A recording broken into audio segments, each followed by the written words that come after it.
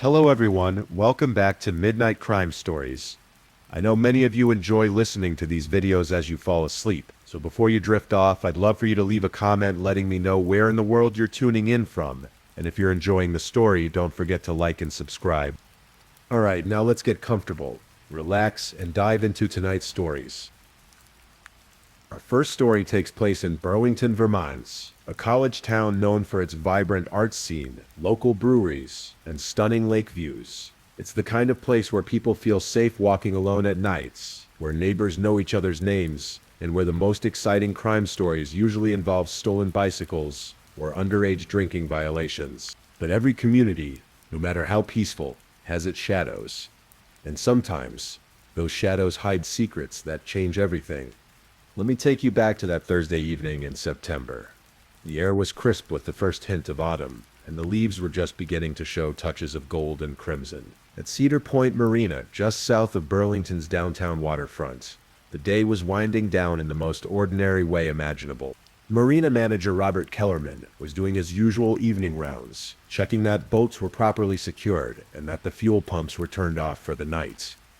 At 67 years old, Robert had been managing marinas for over 30 years. He knew every inch of Cedar Point, every creaky dockboard, every loose railing, every hidden corner where teenagers sometimes gathered to drink cheap beer and watch the sunset. The marina housed about 200 boats during peak season, ranging from small sailing dinghies to impressive cabin cruisers worth more than most people's homes. September was typically a quieter time, with many boat owners already hauling their vessels out for winter storage. But there were still enough regular visitors to keep Robert busy. That evening, as Robert made his rounds, he noticed a few familiar faces. There was Dr. Patricia Huang, a pediatrician from Burlington who owned a 32-foot sailboat called Second Wind. She was working on her boat's rigging, preparing for what she'd told Robert would likely be her last sail of the season. Dr. Huang was meticulous about maintenance, often spending entire evenings just cleaning and organizing her vessel. At the far end of D-Dock, college student Jake Morrison was washing down his small motorboat. Well, technically his father's boat.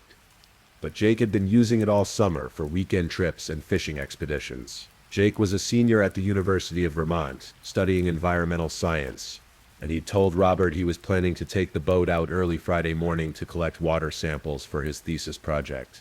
The evening progressed peacefully. Dr. Huang finished her work and left around 8:30, waving goodbye to Robert as she walked to her silver Subaru out back in the parking lot. Jake continued working on his boat, occasionally chatting with Robert when their paths crossed. Robert appreciated Jake's enthusiasm for the water and his respectful attitude, so different from some of the entitled college kids who sometimes caused problems at the marina. Around 9:15, Robert was locking up the marina office when he noticed a dark sedan pull into the parking lot. It wasn't unusual for people to visit the marina in the evening. Sometimes boat owners forgot something and came back to retrieve it, or couples would park by the water to watch the lights of Burlington twinkling across the lake. The sedan parked near the entrance to the main dock, but Robert couldn't see the occupants clearly in the dim lights. He made a mental note of it, part of his security routine, but didn't think much of it at the time. People had every right to visit the public portions of the marina, and the car wasn't blocking any access points. Robert finished his duties and headed home to a small apartment overlooking the lake, looking forward to a quiet evening with his cat and a good book. As he drove away, he glanced back at the marina and saw Jake still working on his boat, the young man's headlamp creating a small circle of light in the growing darkness. It was the kind of peaceful evening that Robert had come to love about his job. The water was calm, the air was clean, and everything felt right with the world. He had no way of knowing that by morning, that sense of peace would be shattered forever. Friday morning arrived with a thick fog rolling off Lake Champlain, the kind of dense gray mist that makes the familiar world feel mysterious and dreamlike. Robert arrived at the marina at his usual time, 6:30 a.m., carrying a thermos of coffee and looking forward to a quiet morning of paperwork before the day's activities began. But as Robert walked toward his office, something immediately felt wrong. Jake Morrison's boat, a 19-foot Boston whaler called Study Break, was gone from its slip at the end of D-Dock. The heavy morning fog made it difficult to see far across the water, but Robert couldn't make out the boat anywhere within his line of sight. At first, Robert assumed Jake had left early for his thesis research, just as he'd mentioned the evening before. College students often kept unusual hours, and Jake had seemed particularly eager to collect his water samples. Robert made himself a note to check with Jake later about proper notification procedures. Marina rules required advance notice for early departures, both for security and safety reasons. But as Robert continued his morning routine, small details began to trouble him. Jake's car, a beat-up Honda Civic with university parking stickers, was still in the marina parking lot. Why would Jake take the boat out without his car? How was he planning to get home? Robert walked down to D-Dock to get a better look at the empty slip. That's when he noticed something that made his stomach clench with worry. Jake's life jacket was hanging on the dock cleat, along with his boat keys and his cell phone, all secured in a waterproof bag. No experienced boater, and Jake was definitely experienced, would take a boat out without a life jacket, and leaving keys and phone behind? That didn't make sense under any circumstances. Robert immediately tried calling Jake's cell phone, even though it was right there on the dock. The phone rang and buzzed in its waterproof case, confirming what Robert already knew. Jake wasn't answering because Jake didn't have his phone. Fighting a growing sense of panic, Robert called the Vermont State Police. The dispatcher took his information calmly, but Robert could hear the concern in her voice as he described the situation. Within 20 minutes, a patrol car pulled into the marina parking lot, followed shortly by a boat from the Vermont Fish and Wildlife Department. Officer Sarah Chen was the first responder, a 10-year veteran of the state police who had handled her share of water-related incidents. She spoke with Robert carefully, taking detailed notes about the previous evening and Jake's typical behavior patterns. "You said he was working on the boat last night," Officer Chen said, consulting her notepad. "Did he seem upset about anything? Distracted? Different from usual?" Robert shook his head. Jake was completely normal. Actually, he seemed excited about his research project. We talked about the best spots for collecting samples, and he was looking forward to getting out on the water. Officer Chen examined Jake's belongings on the dock. The life jacket, keys, and phone were arranged neatly, not scattered or dropped in haste. It looked almost deliberate, as if someone had carefully placed them there. Meanwhile, Fish and Wildlife Officer Tom Bradley was preparing to search the immediate waters around the marina. The fog was beginning to lift slightly, but visibility was still limited to perhaps a quarter-mile. If Jake's boat was out there somewhere, it might be difficult to spot from shore. "Any idea which direction he might have headed?"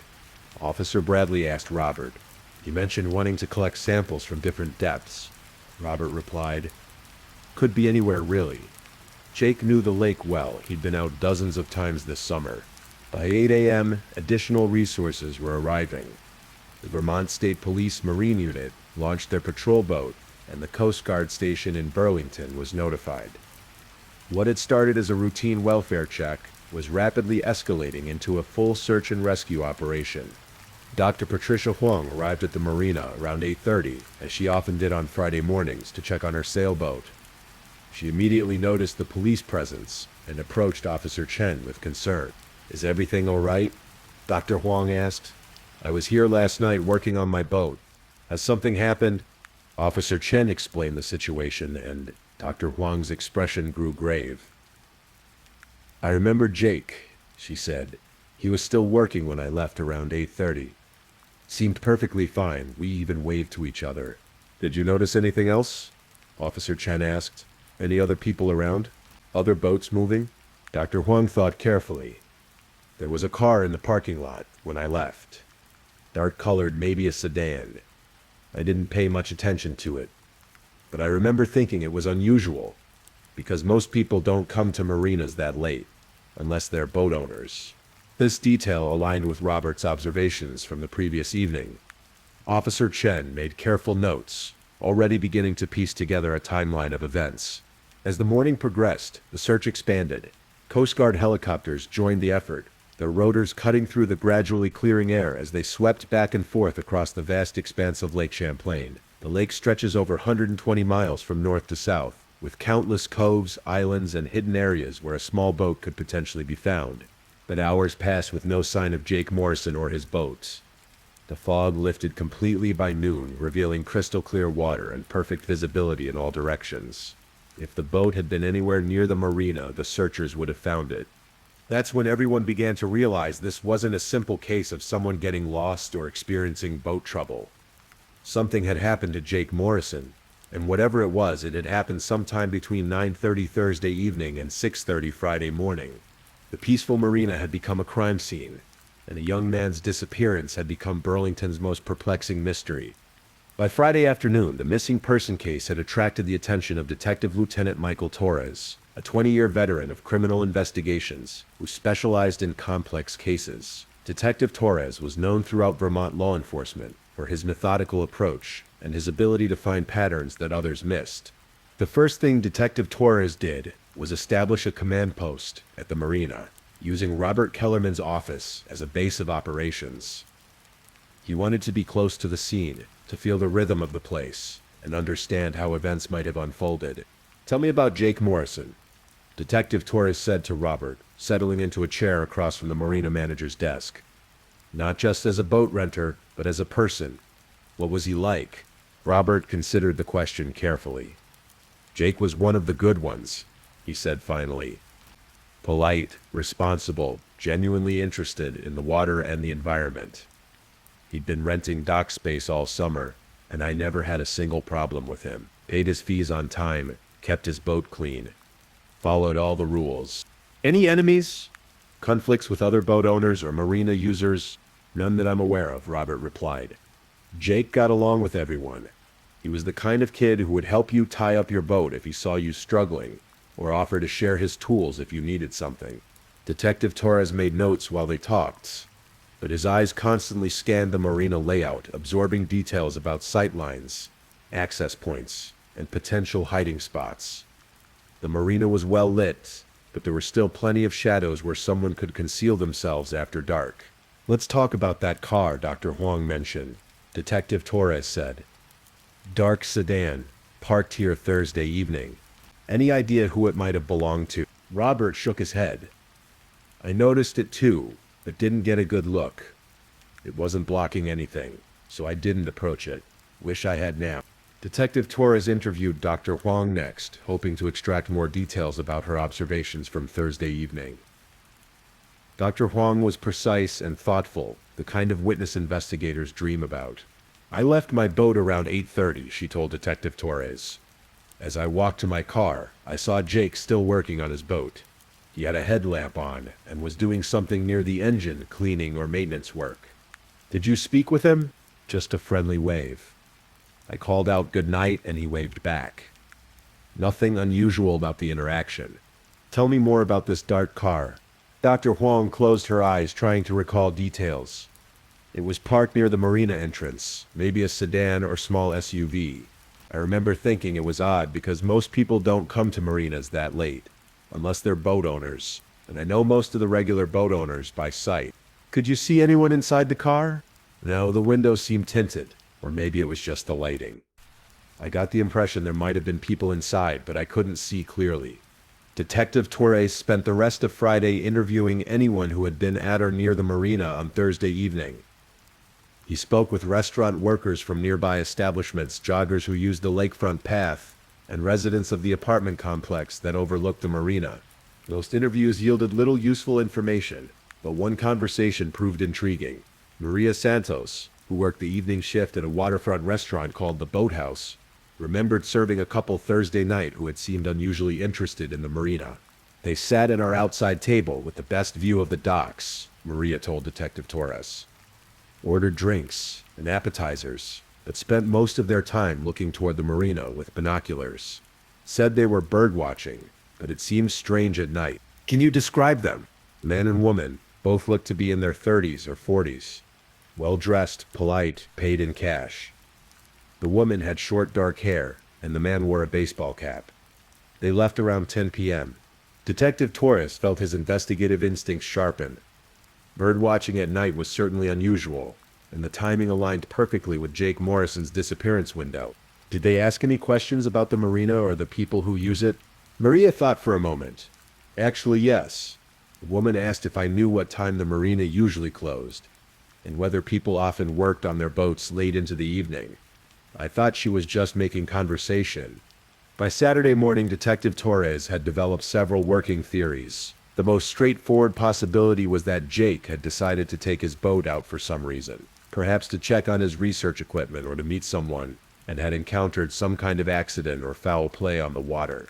But the evidence didn't support this theory. Jake's life jacket, keys, and phone had been left behind deliberately, not scattered in panic. And experienced boaters simply didn't venture onto large bodies of water without essential safety equipment. The second possibility was more troubling. Someone had taken Jake and his boat against his will. This would explain the missing vessel and the carefully arranged belongings left on the dock. But who would target a college student researching water quality, and why take the boat instead of simply leaving the scene? Detective Torres requested Jake's phone records, bank statements, and university files. He also asked the Coast Guard to expand their search pattern, focusing on remote coves and islands where a boat might be hidden. If someone had taken Jake and his vessel, they would need a secluded location to avoid detection. Meanwhile, Jake's family arrived from Albany, New York. His parents, David and Linda Morrison, were devastated, but determined to help with the search efforts.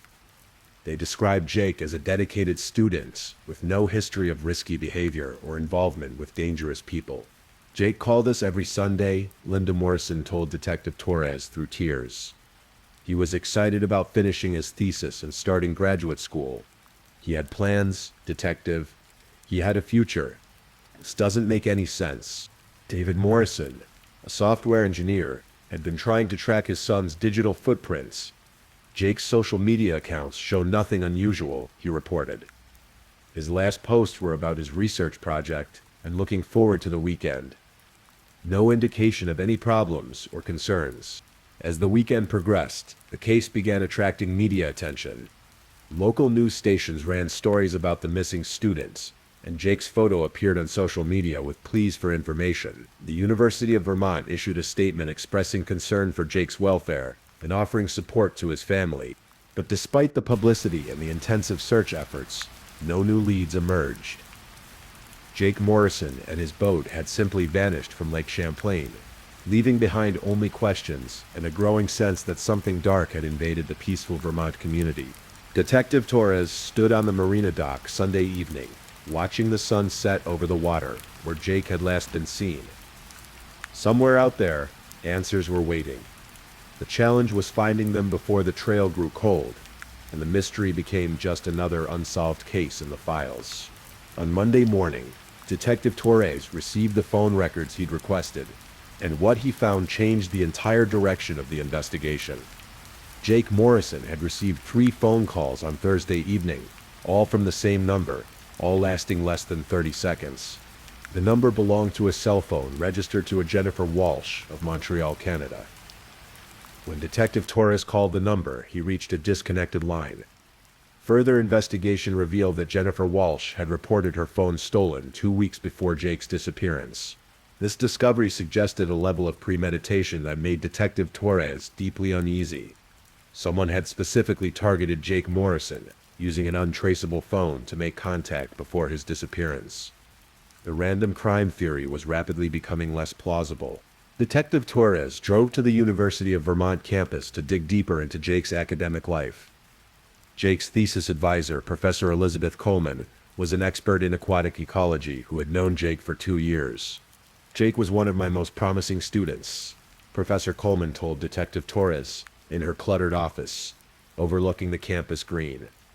His research on microplastic contamination in Lake Champlain was groundbreaking. He'd identified pollution sources that nobody else had documented. Could his research have put him in conflict with anyone? Professor Coleman hesitated. While Jake's findings were potentially embarrassing to certain local businesses, he'd traced microplastic contamination to several industrial sources, including a textile plant and a marina supply company. His data was very thorough and very damning. Detective Torres felt pieces of a puzzle beginning to align. Did Jake plan to publish these findings? That was the plan.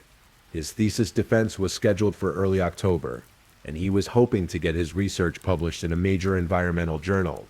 Jake believed his work could lead to significant changes in local pollution regulations. This revelation opened up entirely new avenues of investigation. Detective Torres requested copies of Jake's research files and began compiling a list of businesses and individuals who might be affected by his findings. Meanwhile, the search for Jake's boat continued across Lake Champlain's vast expanse. The Coast Guard had expanded their efforts to include remote areas near the Canadian border, using sonar equipment to scan underwater areas where a boat might have been scuttled. On Tuesday morning, the search team made their first significant discovery. Coast Guard divers found Jake's boat in 60 feet of water near Burton Island, about 12 miles north of the marina. The vessel had been deliberately sunk, its drain plugs had been removed, and the hull had been punctured in several places. But Jake Morrison was not in the boat. Detective Torres arrived at the dive site within an hour, watching as the Coast Guard team carefully raised the waterlogged vessel. Even from a distance, he could see that the boat showed signs of having been thoroughly cleaned before it was sunk. Whoever did this knew what they were doing, Coast Guard Captain Rebecca Mitchell told Detective Torres as they examined the recovered boats. This wasn't random vandalism. Someone systematically destroyed evidence and then disposed of the boats in a location where it might never have been found. The boat's interior had been stripped of anything that might contain DNA evidence or fingerprints. Jake's research equipment was gone, his water sample containers were missing, and even the boat's registration papers had been removed. But the perpetrators had made one crucial mistake. Hidden beneath the boat's battery compartment, investigators found Jake's backup research drive, a small waterproof device that contained copies of all his environmental data. Detective Torres felt a surge of hope as he held the drive. If Jake's research had motivated his disappearance, this device might contain the key to solving the case. That evening, Detective Torres met with a computer forensics expert to examine the contents of Jake's backup drive. What they discovered was explosive. Jake's research had identified not just general pollution sources, but specific dates and quantities of illegal dumping activities. His data showed that several local businesses had been secretly disposing of industrial waste in Lake Champlain for years, violating numerous environmental protection laws. Most disturbing of all, Jake's files indicated that he had been in contact with someone inside one of the companies, an anonymous source who had been providing him with internal documents and disposal schedules. "Look at this," the forensics expert said, pointing to a series of encrypted files. Jake was building a comprehensive case. He had photographs, chemical analysis results, and what appears to be financial records, showing payments made to cover up the dumping activities. Detective Torres studied the data with growing amazement. Jake Morrison hadn't just been a graduate student, collecting water samples. He had been conducting a serious environmental investigation that threatened to expose a network of corporate crime. The encrypted files contained names, dates, and locations that read like a roadmap to environmental corruption. Several prominent Burlington businesses were implicated, along with individuals in positions of authority who had apparently been paid to look the other way. But one name in Jake's files made Detective Torres pause. Thomas Brennan, listed as TB, primary contact inside Lakeside Industries, was also identified as security consultant in several of Jake's more recent entries. Detective Torres ran Thomas Brennan's name through police databases and discovered a troubling history. Brennan was a former military contractor with expertise in surveillance and problem-solving for corporate clients. He had been investigated twice for assault charges that were later dropped, and his current employer, Lakeside Industries, was prominently featured in Jake's pollution research. The picture was becoming clearer, and it was far more sinister than a simple missing person case. Jake Morrison had stumbled onto something much larger than microplastic contamination. He had uncovered a network of environmental crime involving powerful people who had both the motive and the means to make problems disappear. As Detective Torres drove home through the quiet Vermont countryside, he realized that Jake's disappearance was likely just the beginning. If Jake had indeed been silenced for his research, then others involved in the investigation, including Detective Torres himself, might also be in danger. The peaceful surface of Lake Champlain hid more than just sunken boats and missing students. It concealed secrets that powerful people would kill to protect. Wednesday morning brought an unexpected break in the case. Detective Torres received a call from Dr. Patricia Huang, the pediatrician who had been at the marina on Thursday evening. "Detective, I think I may have seen something important," Dr. Huang said, her voice tight with tension. "I've been having trouble sleeping, going over that night in my mind." And I remembered something. Detective Torres met Dr. Huang at her medical office, noting that she looked exhausted and worried. She led him to a quiet conference room and closed the door carefully. "That dark car I mentioned," she began. "I remember now, it had Quebec license plates. And when I was walking to my own car, I saw someone get out of the passenger side. A woman with short dark hair, just like that couple at the restaurant described." Detective Torres felt his pulse quicken. "Did you see her face?" "Not clearly, but I remember thinking she moved like someone who was athletic confidence. She walked toward the marina docks after I drove away." This new information aligned perfectly with the timeline Detective Torres had been constructing. The mysterious couple at the restaurant, the stolen phone calls to Jake, and now confirmation that someone had approached the marina around the time of Jake's disappearance. Detective Torres immediately contacted Canadian authorities to request information about the Quebec-plated vehicle. Within hours, he had a partial match: a dark blue sedan registered to a numbered company in Montreal that specialized in corporate security services. Meanwhile, the investigation into Lakeside Industries was yielding disturbing results. Financial records showed large payments to Thomas Brennan's security consulting firm, payments that coincided with dates when Jake's research indicated illegal dumping activities had occurred. More troubling still, Detective Torres discovered that Lakeside Industries had been quietly purchasing land around Lake Champlain through shell companies, apparently trying to control access points where their dumping activities might be observed. Detective Torres decided it was time to bring Thomas Brennan in for questioning. But when officers arrived at Brennan's address, they found the house empty and clearly abandoned in haste. Neighbors reported seeing moving trucks the previous evening. The investigation was closing in, but the primary suspects were already running. Thursday brought another significant development. The FBI contacted Detective Torres to inform him that Jake Morrison's case was connected to a larger federal investigation into environmental crimes across the northeastern United States. Special Agent Maria Rodriguez arrived from the FBI's Burlington office with a team of specialists and a wealth of information that put Jake's disappearance into a much broader context.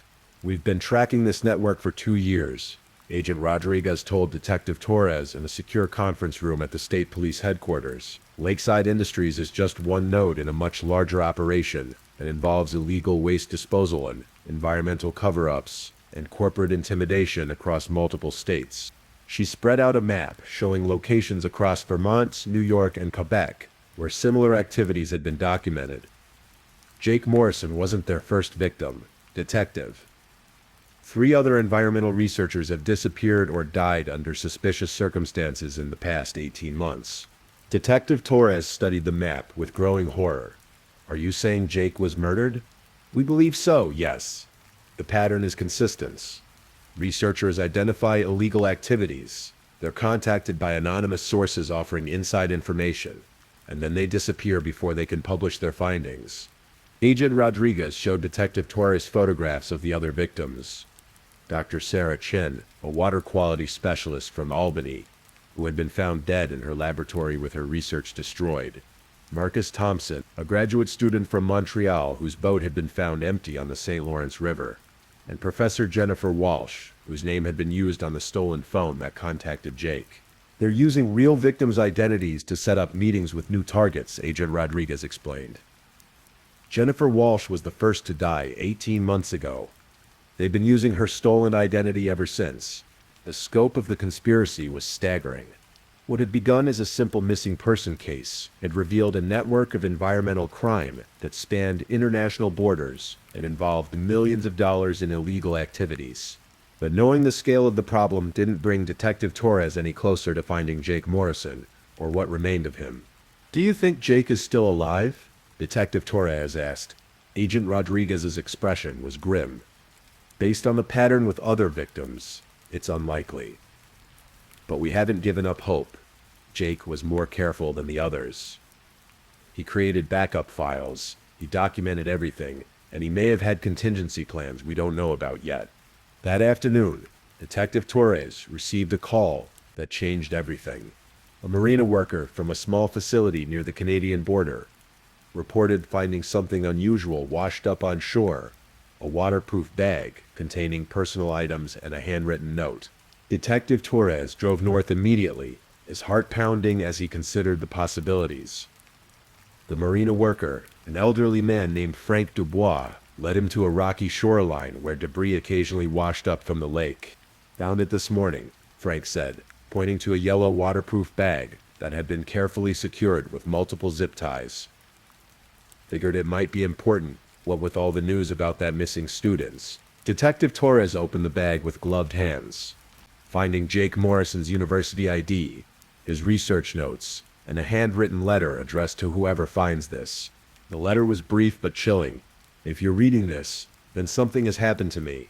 I discovered evidence of illegal dumping that goes much deeper than I initially thought. I was contacted by someone claiming to work inside Lakeside Industries, but I now believe it was a trap. I'm hiding backup copies of my research in 3 locations. Tell my parents I love them, and please don't let these people get away with destroying our lake." The letter included specific directions to the hidden research caches, locations where Jake had apparently stashed additional evidence before his disappearance. Detective Torres felt a mixture of admiration and sadness as he read Jake's final message. Even facing danger, the young man had been thinking about protecting his research and ensuring the truth would eventually come to light. As the sun set over Lake Champlain, Detective Torres realized that Jake Morrison's disappearance had become something much larger than a criminal investigation. It had become a battle for environmental justice, a fight against corporate corruption, and a race to prevent more victims from suffering Jake's fate. The quiet waters of the lake held many secrets, but Jake Morrison had made sure that the most important truths would eventually surface. Over the following weeks, the joint FBI and Vermont State Police investigation moved rapidly. Using Jake Morrison's hidden research caches and the evidence he had carefully preserved, investigators built an airtight case against the environmental crime network. Thomas Brennan was arrested at the Canadian border, trying to flee to Europe. Under interrogation, he eventually revealed the location where Jake Morrison's body had been disposed of, a remote section of the lake where industrial waste had been illegally dumped for years.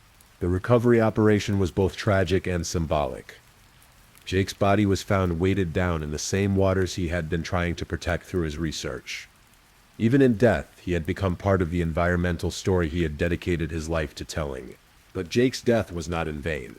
The evidence he had gathered led to the largest environmental crime prosecution in Vermont's history. Lakeside Industries was shut down. Its executives faced criminal charges, and new regulations were implemented to prevent similar activities. More importantly, Jake's research became the foundation for a comprehensive cleanup effort that would restore Lake Champlain's water quality for future generations. Detective Torres attended Jake's funeral in Albany, where hundreds of people gathered to honor a young man who had died trying to protect the environment. Jake's parents established a scholarship fund for environmental research students, ensuring that their son's passion for protecting natural resources would inspire others. Dr. Patricia Huang became an advocate for marina security, working with law enforcement to establish better communication protocols and surveillance systems. She also continued Jake's research, publishing his findings posthumously in a major environmental journal. The marina at Cedar Point was never quite the same. Robert Kellerman installed additional security measures and created a memorial plaque honoring Jake Morrison's dedication to environmental protection. Visitors to the marina often paused to read the plaque and remember the young man who had given his life trying to keep their waters clean. Agent Rodriguez continued working on similar cases across the region, using Jake's investigation methods to identify and stop other environmental crime networks. She often said that Jake Morrison had taught her more about thorough research and careful documentation than any training course ever could. Detective Torres kept a photo of Jake on his desk, a reminder that even seemingly simple cases could reveal deep truths about courage, corruption, and the price of protecting what matters most. The dark sedan with Quebec plates was eventually found abandoned in Montreal, its occupants having fled to countries without extradition treaties. But their network was broken, their operations exposed, and their ability to harm other researchers was eliminated. Lake Champlain began to heal. Water quality improved as illegal dumping stopped and cleanup efforts progressed. Fish populations recovered, and the lake's ecosystem slowly returned to its natural balance. On quiet evenings, when the mist rose from the water and the lights of Burlington twinkled across the lake, visitors to Cedar Point Marina could almost imagine they saw a young man working on his boat, preparing for one more research trip to protect the waters he loved. Jake Morrison's story became part of Vermont folklore, a reminder that one person's dedication to truth and environmental protection could make a difference, even at the ultimate cost. His research lived on, his sacrifice was not forgotten, and the lake he died trying to protect continued to provide beauty and recreation for countless others. The case officially closed, but its impact continued to ripple outward like waves across still water. Environmental researchers across the region adopted Jake's careful methods and security protocols. Law enforcement agencies improved their coordination on environmental crimes, and communities around Lake Champlain became more vigilant about protecting their natural resources. In the end, Jake Morrison's disappearance had revealed a truth more important than any single crime, that ordinary people, doing extraordinary work to protect the environment, deserve our respect, our support, and our commitment to continuing their vital mission. As you drift off to sleep tonight, remember Jake's story, not as a tragedy, but as an inspiration. Remember that each of us has the power to protect the natural world around us, to speak truth to power, and to ensure that future generations inherit a cleaner, healthier planet. The waters of Lake Champlain continue to flow northward, toward the St. Lawrence River, and eventually to the Atlantic Ocean, carrying with them the memory of a young man who cared enough to risk everything for their protection. And somewhere in the gentle sound of water lapping against the docks of Cedar Point Marina, Jake Morrison's dedication to environmental justice lives on, inspiring others to continue the work he began and to never stop fighting for the truth. Please, I'm putting it out there, if you're still awake listening to this story and haven't subscribed, please consider supporting my channel. Your likes, comments, and subscriptions are what fuel my content creation. Let's build a community together. Now let's move on to our next story. Story 2.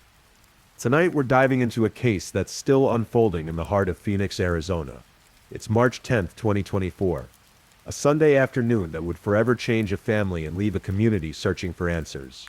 The story I'm about to tell you involves 35-year-old Milton Ayers, a man whose life was cut tragically short on what should have been an ordinary afternoon in South Phoenix. This case remains unsolved, and tonight we'll walk through every detail we know, hoping that somewhere in the darkness, someone listening might hold the key to bringing justice to Milton's family. To understand what happened to Milton Ayers, we need to first understand the place where his story ends. The intersection of 19th Avenue and Southern Avenue in Phoenix sits in what locals call the Lavine area, a part of South Phoenix that's seen both struggle and resilience over the decades. This isn't the Phoenix of resort hotels and golf courses that tourists see. This is working-class Phoenix, where families live in modest homes with desert landscaping, where corner stores dot the landscape, and where the sound of traffic from the nearby Interstate 17 provides a constant urban soundtrack. 19th Avenue runs north-south like a concrete river through the city, carrying thousands of commuters daily between downtown Phoenix and the sprawling suburbs to the south.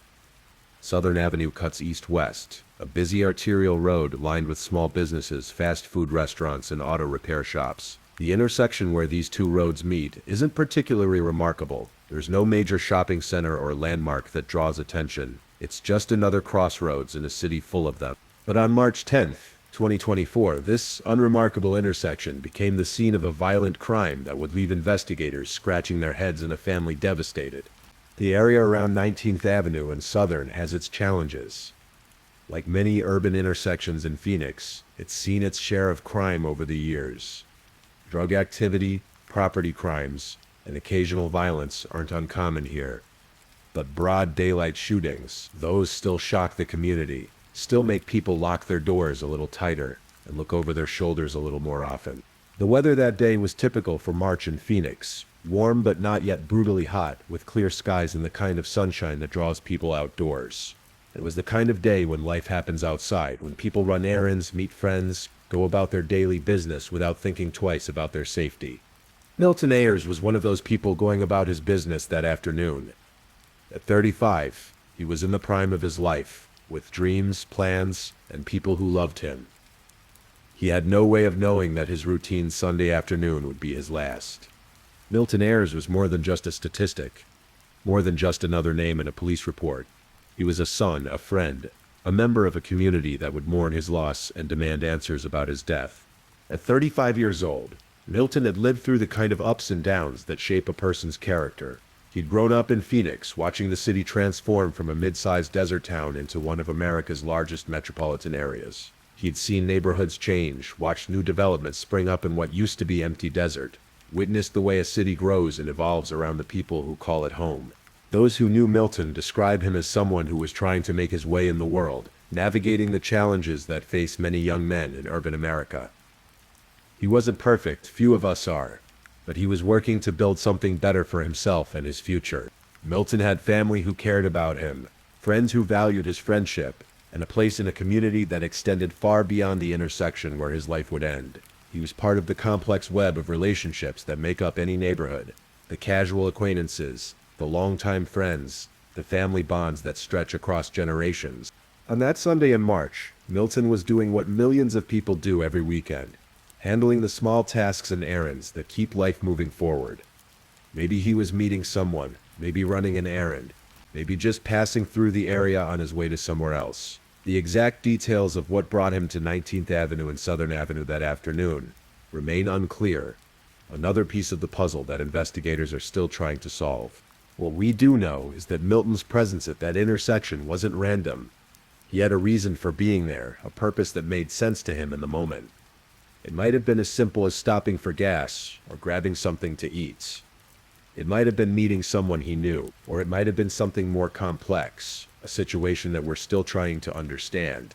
The tragedy of Milton's story isn't just in how it ended, but in all the possibilities that were cut short. At 35, he still had decades of life ahead of him. Time to grow, to change, to make amends for past mistakes and build toward future dreams. Time to be a better son, a better friend, a better member of his community.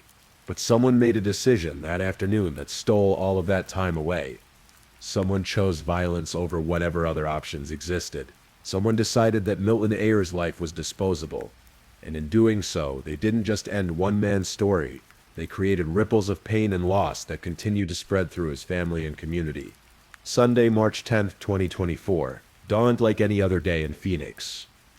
The sun rose over the Sonoran Desert, casting long shadows between the saguaro cacti and painting the sky in shades of orange and pink that locals take for granted, but that never fail to take visitors' breath away. For most people in the city, it was a day of rest. Sleeping in a little later, having a leisurely breakfast, maybe catching up on household chores or spending time with family. The temperature was pleasant, hovering in the mid-70s. Perfect weather for being outside without the oppressive heat that would come with the approaching summer months.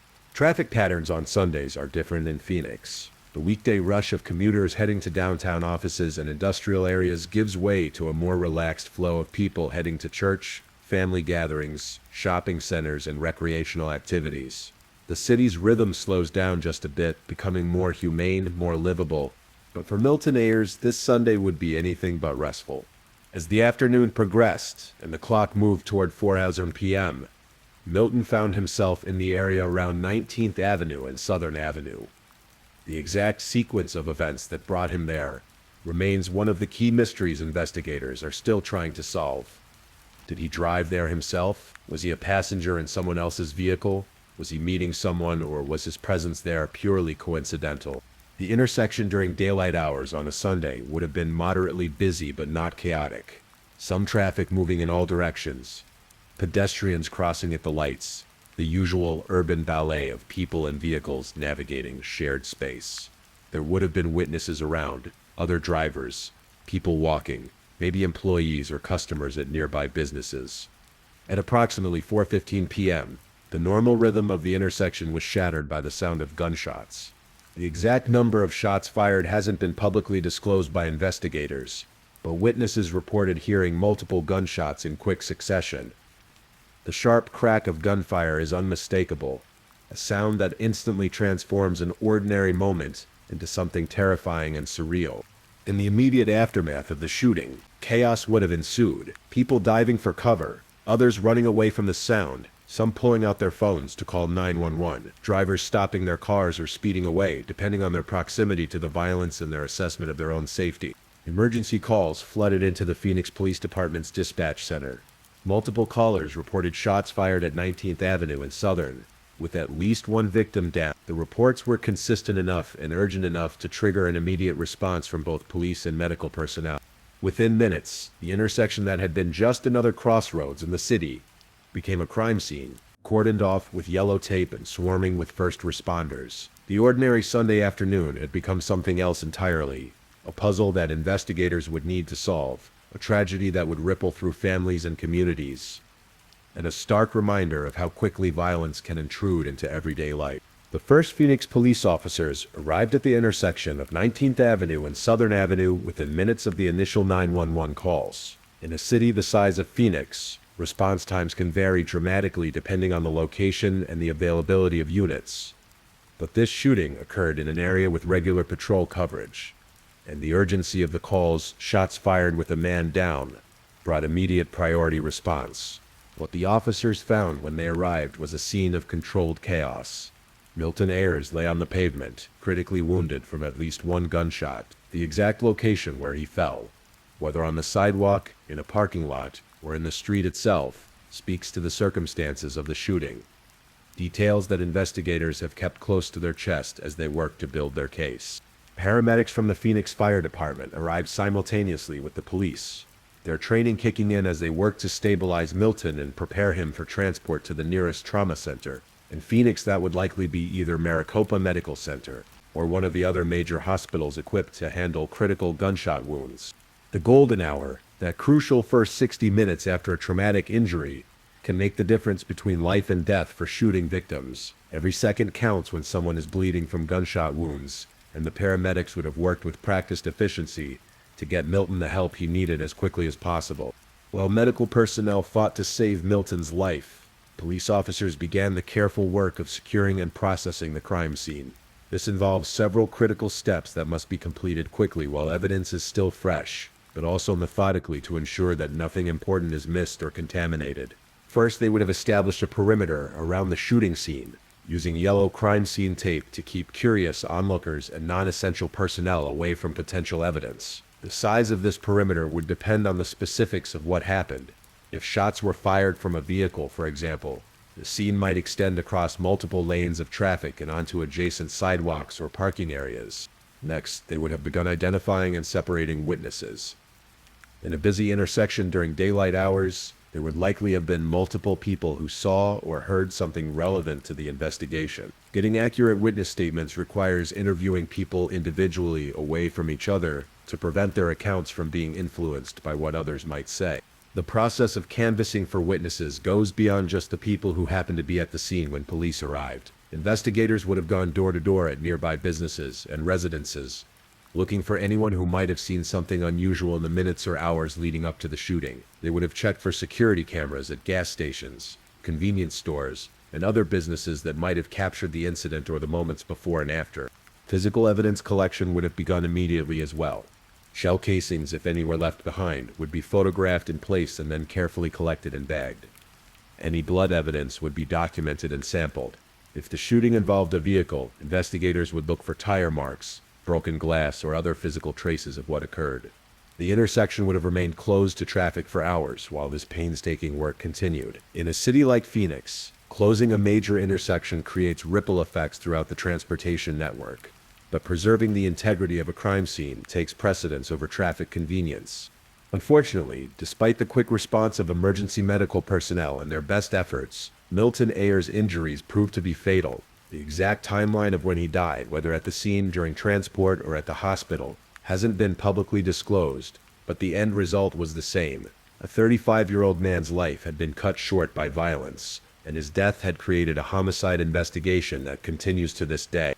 In the hours and days following Milton Ayers' death, the Phoenix Police Department's homicide unit took over the investigation. Homicide investigations in a major city like Phoenix follow established protocols, developed over decades of experience, but each case also presents its own unique challenges and opportunities.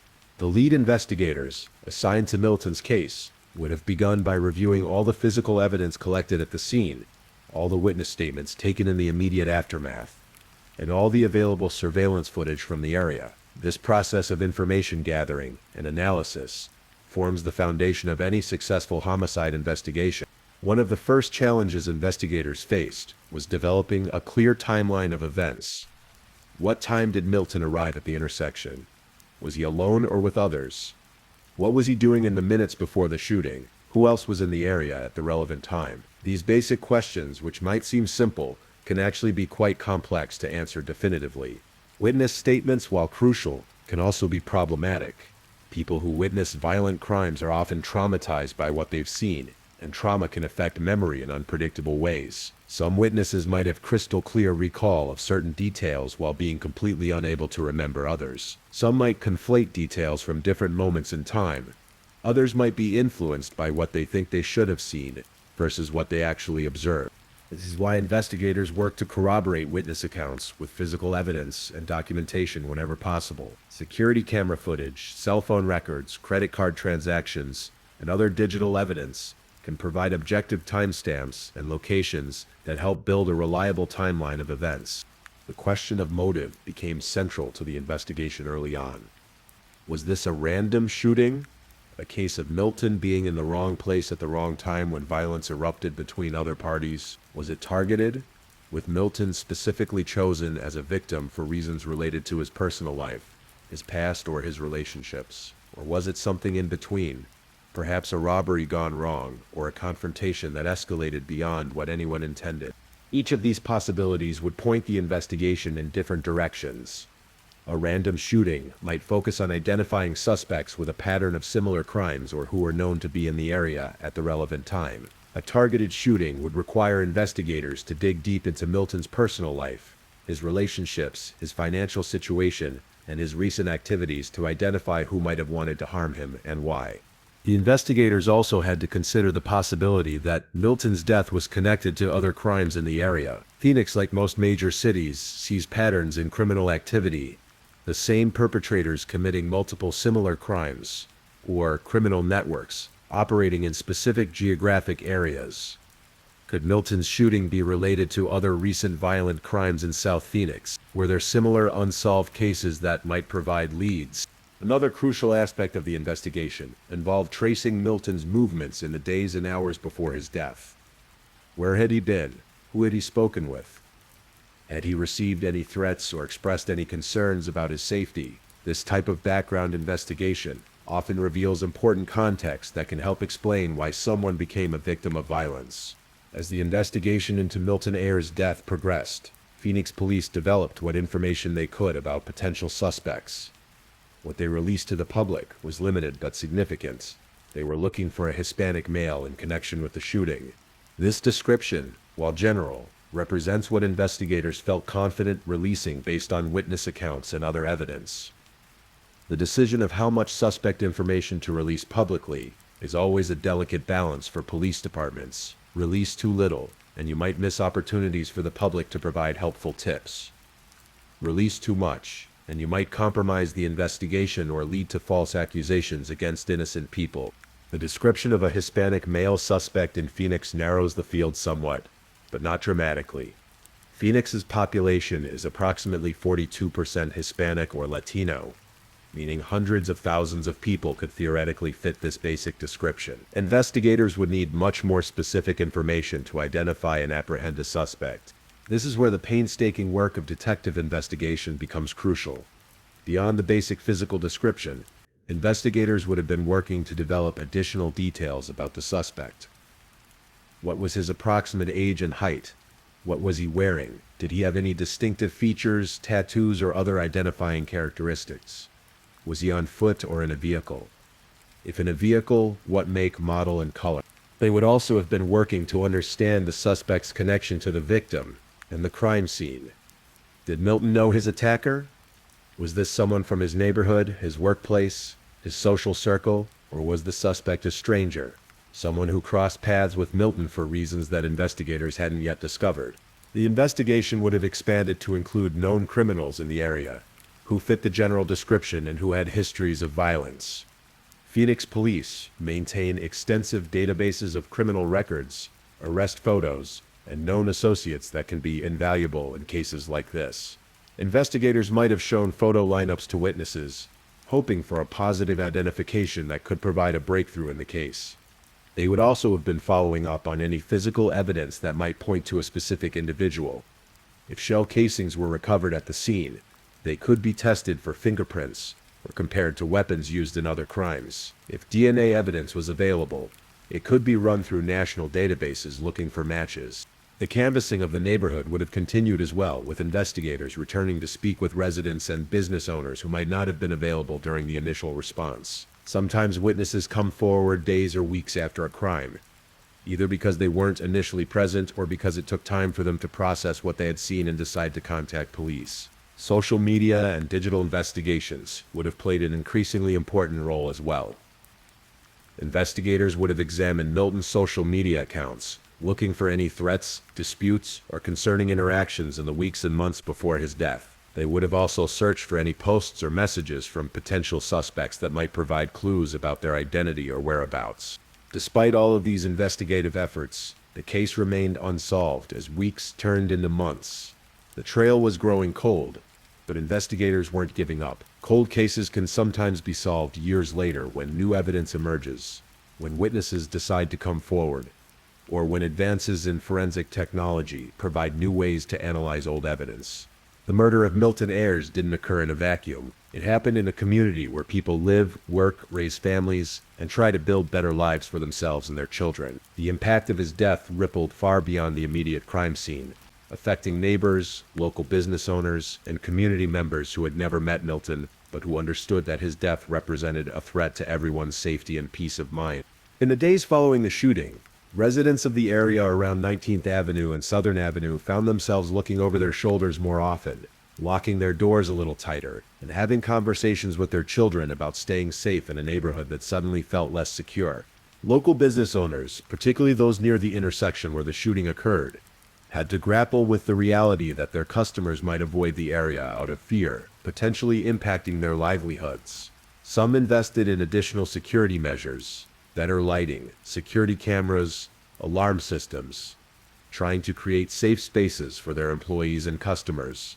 The shooting also sparked broader conversations about violence in South Phoenix, a part of the city that has struggled with higher crime rates than some other areas. Community leaders and residents began organizing meetings to discuss safety concerns and to pressure city officials for increased police presence and community resources. These conversations often reveal the complex challenges facing urban communities.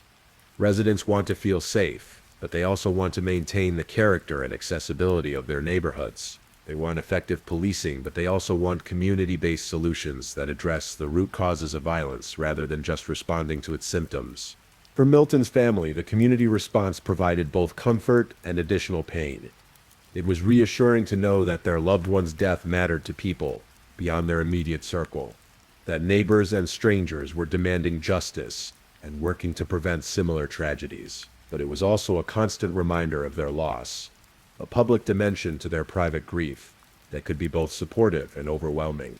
The family would have been dealing with the immediate practical challenges that follow any sudden death: funeral arrangements, financial concerns, legal questions, while also coping with the additional trauma of knowing that their loved one died violently and that his killer remained at large. They would have been working with victim advocates from the police departments and potentially from community organizations, people trained to help families navigate the complex systems involved in homicide investigations. These advocates provide crucial support, explaining legal procedures, connecting families with resources, and serving as liaisons between families and investigators. The unsolved nature of Milton's case added another layer of difficulty for his family. Without arrests or closure, they were left in a state of suspended animation, unable to fully process their grief because the story felt incomplete. This is one of the cruelest aspects of unsolved murders. They deny families the sense of resolution that can be an important part of healing. Community members who wanted to help but didn't know how might have organized fundraisers for the family, vigils to honor Milton's memory, or community meetings to discuss crime prevention. These gestures, while well-intentioned, can sometimes feel both helpful and insufficient to families dealing with the magnitude of their loss.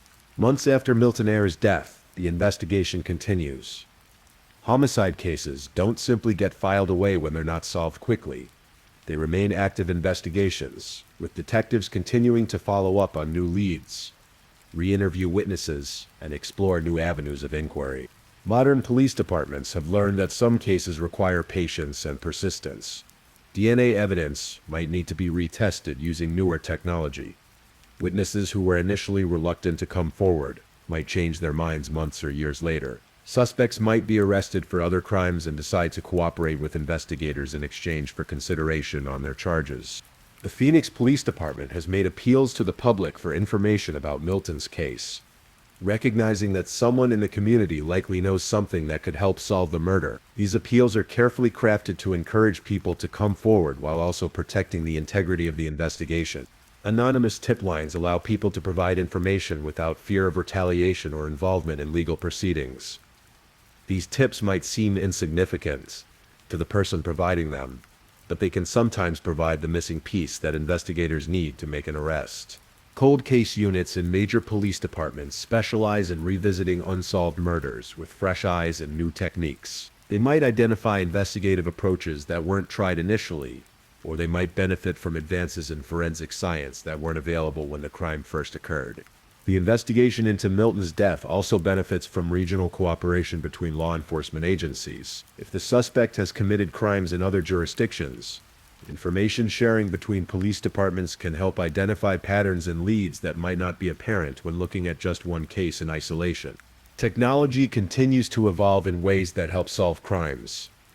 Cell phone data, social media analysis, and facial recognition software provide investigative tools that didn't exist just a few years ago. License plate readers and traffic cameras create digital trails that can help investigators track suspects' movements before and after crimes. But technology is only as useful as the human investigators who know how to use it effectively. The detectives working on Milton's case bring decades of combined experience in solving homicides, understanding human behavior, and navigating the complex legal and procedural requirements involved in building cases that can succeed in court. They also understand that solving the case isn't just about arrests and convictions. It's about providing answers to Milton's family and closure to a community that has been impacted by his death. This human element of police work is often overlooked, but it's what motivates many investigators to continue working on difficult cases long after the initial burst of activity has faded. The hope is that someone listening to this story tonight, someone who has information about what happened to Milton Ayers on that Sunday afternoon in Phoenix, will find the courage to come forward. Justice delayed is not justice denied, and it's never too late to do the right thing. As we reach the end of Milton Ayers' story, at least the part of it that we know so far, we're reminded of how fragile life can be and how violence can intrude into the most ordinary moments without warning or explanation. Milton was 35 years old when he died, with decades of life still ahead of him. He had people who cared about him, dreams that will now never be fulfilled, and contributions to make to his community that will never happen. His death represents not just the loss of one man, but the loss of all the possibilities that died with him. For his family, the pain of losing Milton is compounded by the frustration of not knowing who killed him or why. They live with questions that may never be answered, unless someone with information decides to come forward and help bring this case to a resolution. For the community around 19th Avenue and Southern Avenue in Phoenix, Milton's death serves as a reminder that violence can touch anyone, anywhere, at any time. It's also a call to action, a recognition that creating safe communities requires the involvement of everyone who lives and works in them. The Phoenix Police Department continues to investigate Milton's murder, following leads and hoping for the breakthrough that will identify his killer. If you have any information about this case, no matter how insignificant it might seem, please contact the Phoenix Police Department or submit an anonymous tip through Silent Witness. Milton Ayers deserves justice. His family deserves answers. And his community deserves to know that violence will not go unpunished, that every life has value, and that no one will be forgotten. Tonight, as you drift off to sleep, remember Milton Ayers. Remember that he was more than just a victim. He was a person with a story, with people who loved him, with a place in the world that is now empty. And remember that somewhere out there, someone knows what happened on that Sunday afternoon in March. Someone holds the key to bringing Milton's story to its proper conclusion. Justice may be delayed, but it should never be denied.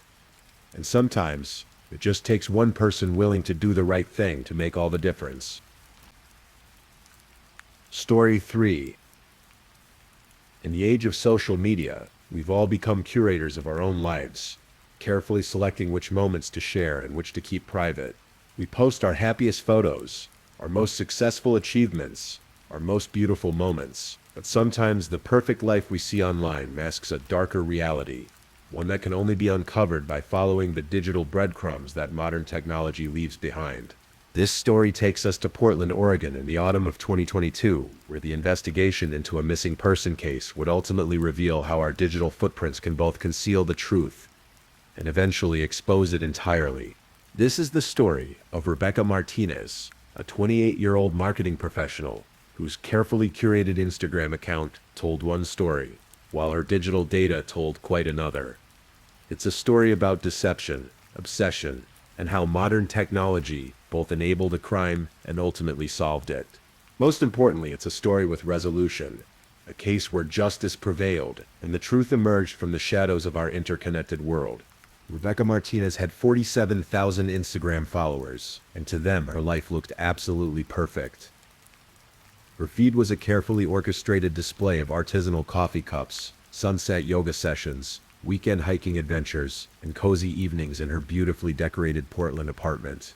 She worked as a digital marketing specialist for a sustainable clothing company called EcoThread, a job that seemed tailor-made for her environmentally conscious, aesthetically pleasing personal brand. Rebecca had moved to Portland from Phoenix 3 years earlier, drawn by the city's reputation for creativity, sustainability, and outdoor recreation. Her apartment in the Pearl District was everything you'd expect from her social media presence. Exposed brick walls, hanging plants cascading from macrame holders, vintage furniture mixed with modern touches, and always perfect lighting for photographs. But Rebecca's most prominent online presence wasn't just about lifestyle content. She had become a vocal advocate for women's safety, particularly focusing on digital stalking and online harassment. Her posts about personal security, safe dating practices, and recognizing warning signs in relationships had gained significant attention and engagement. "Trust your instincts," she would write in captions, accompanying photos of her morning coffee or evening walks. "If something feels wrong, it probably is. Your safety is worth more than politeness." These posts resonated with thousands of women who shared their own stories in the comments, creating a community of support around Rebecca's account. She had even started hosting monthly workshops at local coffee shops, teaching women about digital privacy, safe social media practices, and recognizing signs of stalking behavior. The irony of what would eventually happen to Rebecca was not lost on the investigators who would later study her case. On October 15th, 2022, Rebecca posted what would become her final Instagram story, a photo of her homemade butternut squash soup with the caption, "Perfect Sunday evening vibes." Sometimes the simple things are the best things. The post showed her kitchen table with a bowl of soup, a book, and a mug of tea, all artfully arranged with her usual attention to aesthetic detail. But while Rebecca's online presence suggested a peaceful Sunday evening at home, her digital activity told a different story entirely. Her phone's location data showed her leaving her apartment at 7:23 p.m., driving to a part of Portland she rarely visited, and then nothing. Her phone went dark at 8:47 p.m., and Rebecca Martinez was never seen alive again. The contrast between Rebecca's carefully maintained online persona and her actual final hours would become central to understanding what happened to her and who was responsible. Monica Chin had been Rebecca's closest friend since college, and she was the first person to realize something was seriously wrong. Monica lived in Seattle, but maintained daily contact with Rebecca through texts, phone calls, and social media interactions. When Rebecca failed to respond to Monica's Monday morning text, something that had never happened in their 5-year friendship, Monica felt an immediate sense of unease. Rebecca was religiously punctual about communication, often responding to messages within minutes. Rebecca treated her phone like an extension of herself, Monica would later tell investigators. She was always connected, always responsive. Radio silence was completely out of character. Monica's concern deepened when she noticed that Rebecca had missed her usual Monday morning Instagram post, a motivational quote paired with a photo from her weekend activities. Rebecca posted with clockwork regularity, and her social media presence was integral to both her personal brand and her professional responsibilities. By Monday afternoon, Monica was calling Rebecca's workplace. Sarah Kim, Rebecca's supervisor at EcoThread, confirmed that Rebecca hadn't shown up for work and hadn't called in sick. Another unprecedented occurrence. Rebecca was incredibly professional, Sarah told Monica. In 3 years of working here, she had never missed a day without advance notice. We were already planning to check on her if we didn't hear from her by end of business. Monica decided to take immediate action. Living 4 hours away in Seattle, she couldn't check on Rebecca personally, but she had the contact information for Rebecca's apartment building manager and her emergency contacts. The apartment building manager, David Petrosky, agreed to do a welfare check on Rebecca's units. What he found when he used his master key to enter apartment 412 would launch one of Portland's most complex digital investigations. Rebecca's apartment looked exactly as it should. Clean, organized, aesthetically pleasing. Her bed was made, her dishes were clean, and there were no signs of struggle or disturbance. The only unusual detail was that her laptop was open on her kitchen counter, still logged into her Instagram account, showing the editing interface for a post that was never published. The unpublished post contained a photo of Rebecca's reflection in her bathroom mirror, with a caption that read, "Sometimes you have to face hard truths about the people in your life. Trust your instincts, even when it's difficult." This message was completely different from Rebecca's usual content, more personal, more serious, and notably lacking her typical upbeat tone and aesthetic polish. David Petrosky immediately called the Portland Police Bureau, and by Tuesday morning, Detective Amanda Foster was standing in Rebecca's apartment, beginning what would become one of the most digitally complex missing person investigations in the department's history. Detective Foster was a 12-year veteran with specialized training in technology-related crimes. She had worked cases involving cyberstalking, online harassment, and digital evidence recovery, making her uniquely qualified to investigate Rebecca's disappearance. The first thing Detective Foster noticed was the disconnect between Rebecca's online presence and the reality of her living space. While her Instagram suggested a life of spontaneous adventures and social activities, her apartment revealed someone who was much more isolated and security conscious than her public persona indicated. Rebecca had installed additional locks on her door, blackout curtains on all windows, and a sophisticated security system that recorded both video and audio. Her computer setup included VPN software, encrypted messaging applications, and multiple backup drives. The digital tools of someone who took privacy and security very seriously. This doesn't match the carefree lifestyle influencer image, Detective Foster noted in her initial report. Subject appears to have been significantly more concerned about personal security than her public social media presence suggested. Detective Foster's investigation quickly revealed that Rebecca Martinez's digital life was far more complex than anyone had realized. Working with the Portland Police Bureau's Digital Forensics Unit, investigators began the painstaking process of reconstructing Rebecca's online activities in the days leading up to her disappearance. Rebecca's phone records showed an unusual pattern of communication in the week before she vanished. She had received dozens of calls from unknown numbers, most of which lasted less than 10 seconds, the hallmark of someone hanging up immediately when the call was answered. Her text message history revealed something even more disturbing. Rebecca had been receiving anonymous messages for over 2 months, messages that started as seemingly innocent compliments about her Instagram posts, but gradually became more personal and invasive. "You look beautiful in your morning coffee posts," read one of the earlier messages. "I love how you arrange everything so perfectly." But the messages evolved.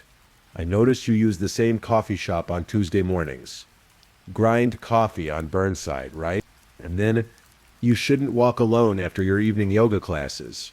Portland isn't as safe as you think." Detective Foster realized they were looking at a classic pattern of escalating stalking behavior, made more sophisticated by the stalker's apparent knowledge of social media analysis and digital surveillance techniques.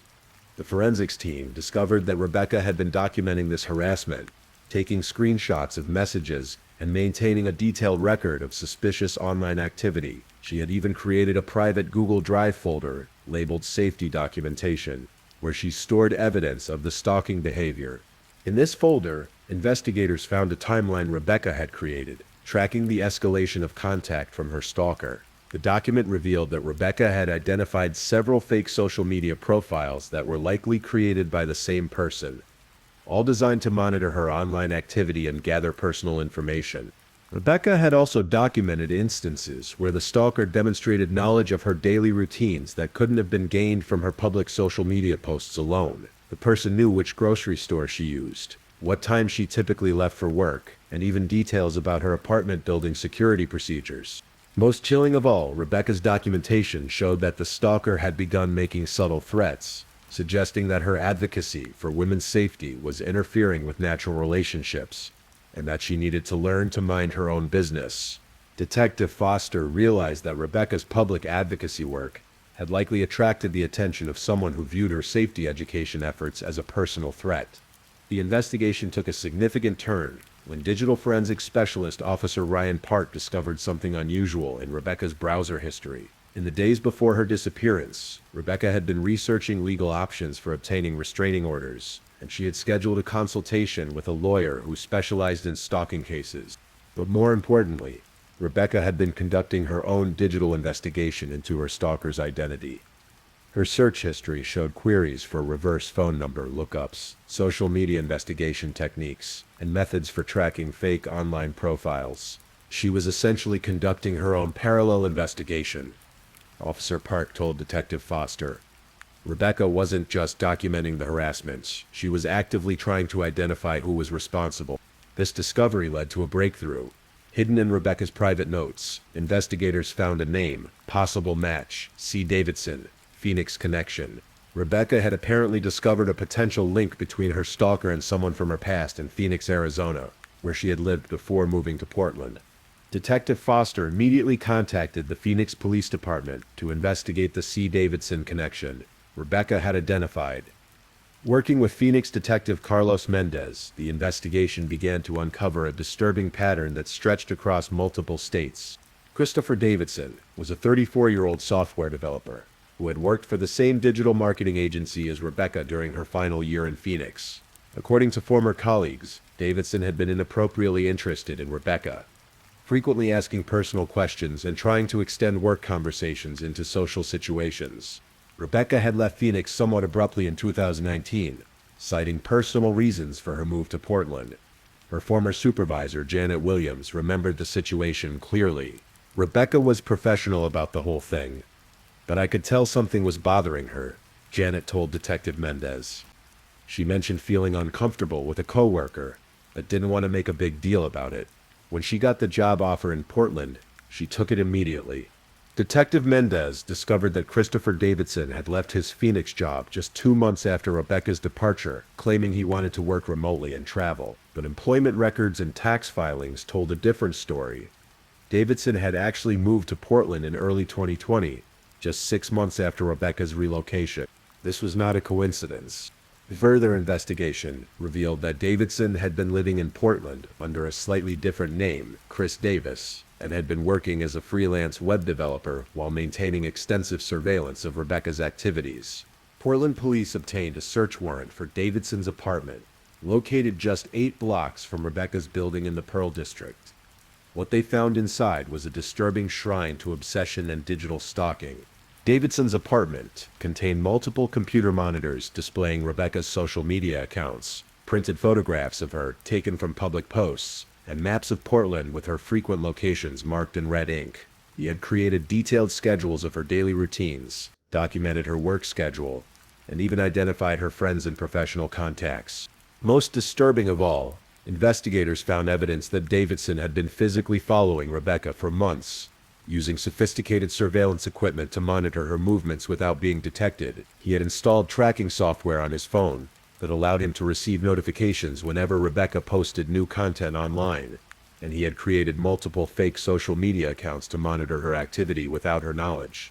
But the most important discovery was Davidson's computer hard drive, which contained a detailed plan for what he called teaching Rebecca a lesson about interfering with private matters.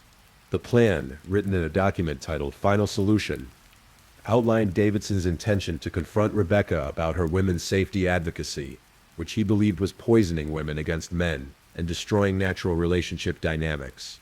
Davidson had planned to force Rebecca to publicly recant her safety advocacy and to admit that her advice was harmful to society. The document suggested that if Rebecca refused to comply, she would face the consequences of her actions. This digital evidence provided investigators with a clear motive and a detailed plan, but they still needed to find Rebecca and determine whether she was still alive. Armed with Christopher Davidson's real identity and evidence of his obsessive behavior, Portland police launched a comprehensive search operation. Davidson's apartment had been abandoned, but his hasty departure had left behind crucial digital evidence that would ultimately lead to his capture and the resolution of Rebecca's case. Detective Foster worked closely with the FBI cybercrime unit to track Davidson's digital footprints.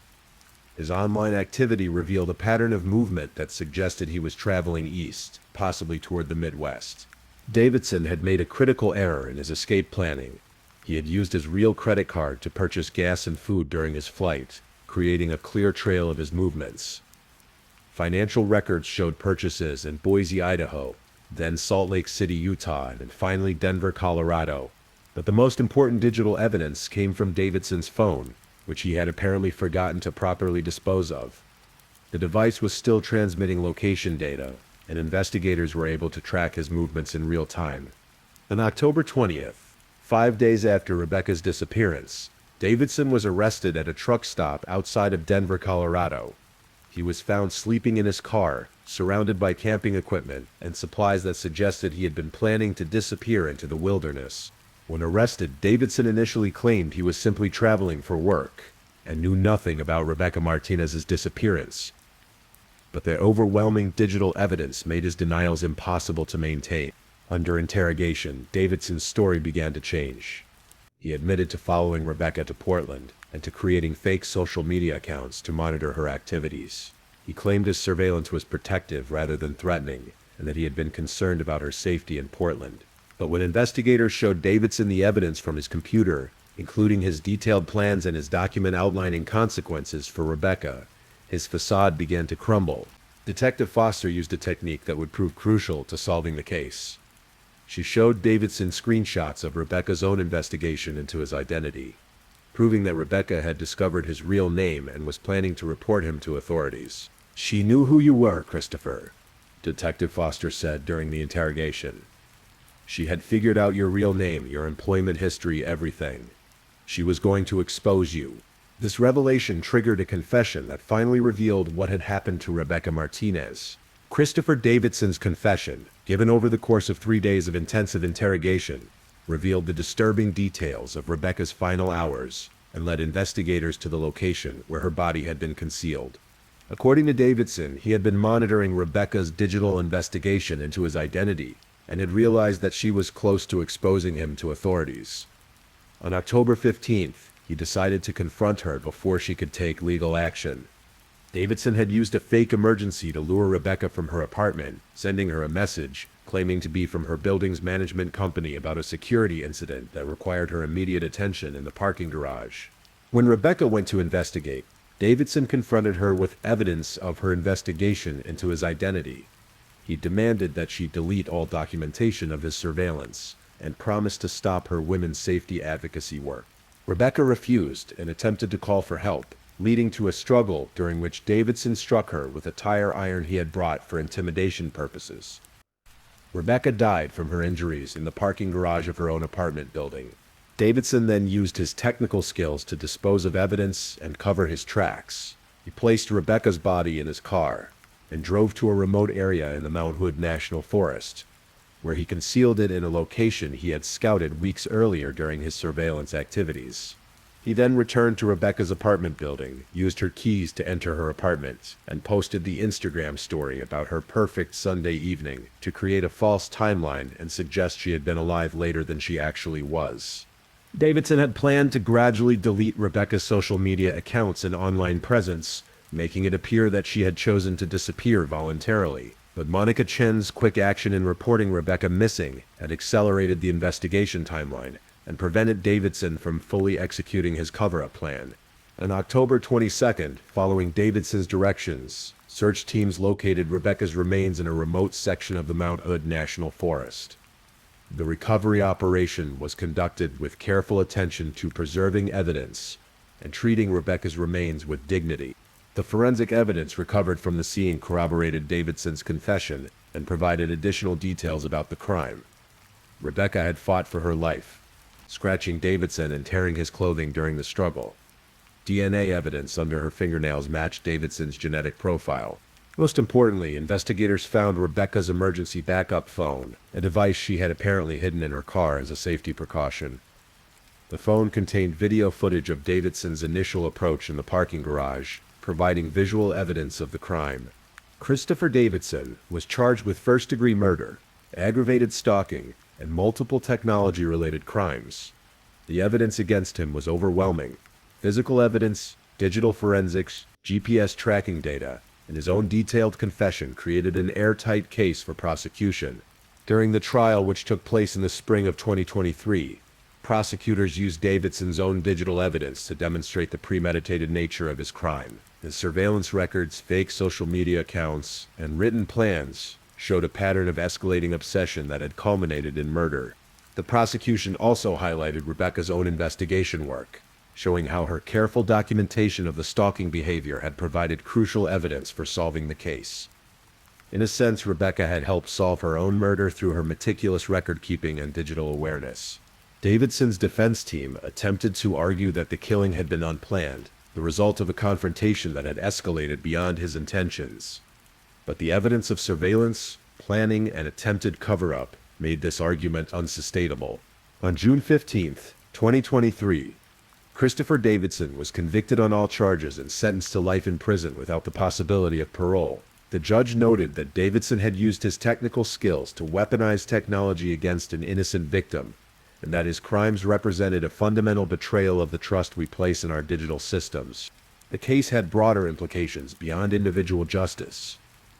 Rebecca's story became a powerful example of how digital evidence could be used both to commit crimes and to solve them. Her advocacy work on women's safety took on new meaning as investigators realized how accurately she had predicted the dangers she would eventually face. Monica Chen, working with Rebecca's family, established the Rebecca Martinez Digital Safety Foundation, an organization dedicated to educating women about online privacy, digital stalking recognition, and technology-based safety planning. The foundation's work was built on Rebecca's own research and advocacy, ensuring that her voice would continue to help protect women even after her death. The foundation developed educational materials, safety apps, and support networks for women experiencing digital harassment. EcoThrud, Rebecca's former employer, created a scholarship program for women pursuing careers in digital marketing and online safety advocacy. The company also implemented new policies for employee safety and digital privacy training. Rebecca Martinez's case highlighted both the vulnerabilities and the strengths of our interconnected digital world. While technology had enabled her stalker to monitor and ultimately harm her, it also provided the evidence that brought him to justice. Detective Foster often used Rebecca's case as a teaching example in law enforcement training programs, demonstrating how modern investigations must integrate digital forensics, social media analysis, and traditional detective work. Rebecca's case showed us that victims are often their own best investigators. Detective Foster would tell trainees. She documented everything, followed digital breadcrumbs, and essentially solved her own case. Our job was to follow the trail she had already blazed. The case also demonstrated the importance of taking digital harassment seriously. Rebecca's stalker had exhibited clear warning signs and escalating behavior patterns that, if reported and investigated earlier, might have prevented the tragic outcome. Social media platforms implemented new policies for detecting and preventing stalking behavior, partly in response to cases like Rebecca's. These measures included automated detection of harassment patterns, improved reporting mechanisms, and better cooperation with law enforcement investigations. Christopher Davidson's conviction was one of the first cases in Oregon to extensively use social media evidence, GPS tracking data, and digital forensics to secure a murder conviction. The legal precedents established in the case have been used in dozens of subsequent prosecutions involving technology-enabled crimes. As our story comes to an end, it's important to remember that Rebecca Martinez's legacy extends far beyond the tragic circumstances of her death. Her advocacy work, her careful documentation of threats, and her efforts to educate other women about safety have saved lives and prevented other potential victims from experiencing similar harm. The digital age has created new opportunities for those who wish to harm others, but it has also created new tools for justice and prevention. Rebecca's story reminds us that our online lives leave traces that can both expose us to danger and protect us from it. Her case solved several important mysteries about how technology intersects with personal safety, criminal behavior, and law enforcement investigation. But most importantly, it demonstrated that individual awareness, careful documentation, and community support can make the difference between a crime that goes unsolved and justice that prevails. The Mount Hood National Forest, where Rebecca's remains were found, has become a place of remembrance for those who knew her. The Rebecca Martinez Memorial Trail, established by local hiking groups, provides a peaceful space for reflection on the importance of women's safety and the power of community support. Portland's Pearl District, where Rebecca lived and worked, has implemented new safety measures, including improved lighting, security cameras, and emergency communication systems. These changes were made in direct response to lessons learned from Rebecca's case. Every October 15th, on the anniversary of Rebecca's disappearance, the Digital Safety Foundation hosts workshops and awareness events across the country. These gatherings honor Rebecca's memory while providing practical education about online safety, digital privacy, and recognizing warning signs of stalking behavior. Christopher Davidson remains in prison, where he will spend the rest of his life. His case has been studied by criminologists, digital security experts, and law enforcement professionals as an example of how technology can both enable and solve crimes. But the most important legacy of Rebecca's story is the ongoing work to protect others from similar harm. Every woman who learns to recognize digital stalking behaviors, every person who takes online threats seriously, and every law enforcement officer who understands the importance of digital evidence all carry forward the lessons that Rebecca's advocacy and investigation taught us. As you settle into sleep tonight, remember Rebecca Martinez not as a victim, but as a teacher whose careful work and dedication to helping others ultimately led to justice and prevention. Her digital trail became a beacon that guided investigators to the truth and helped ensure that her attacker could never harm anyone else. The gentle sounds of the Pacific Northwest, rain on windows, wind through evergreen trees, the distant hum of city life, continue to provide the backdrop for a community that has learned to be both more aware of digital dangers and more confident in the power of technology to protect and serve justice. Please, if you're still awake and listening, don't forget to comment where you're listening from and the current time in your corner of the world. Also, be sure to like this video and subscribe if you haven't already, so you don't miss our daily true crime stories for sleep. Now let's move on to our next story. Story 4. Tonight I want to tell you a story about patience, perseverance, and the power of never giving up on justice. It's a story that spans nearly half a century, from a tragic night in 1979 to a courtroom victory. This is the story of 17-year-old Esther Gonzalez, a young woman whose life was brutally cut short on a mountain highway in Riverside County, California.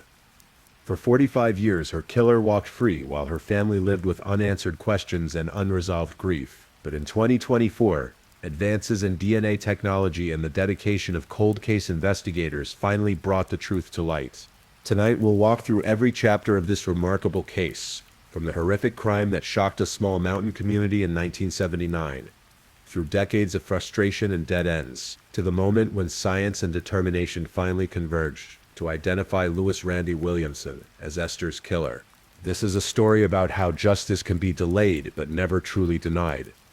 It's about how families carry the weight of loss for decades, never knowing if they'll ever get answers. And it's about how modern forensic science can reach back through time to solve crimes that once seemed unsolvable. So settle in, close your eyes, and let me take you back to 1979. To a dark stretch of Highway 2043 in the San Bernardino Mountains, where a young woman's life ended and a mystery began that would take nearly 5 decades to solve. To understand what happened to Esther Gonzalez, we need to first understand the place where her story tragically ended. Highway 233 winds through the San Bernardino Mountains of Southern California, a scenic route that connects the desert communities of the Coachella Valley with the mountain towns of Idyllwild and Banning.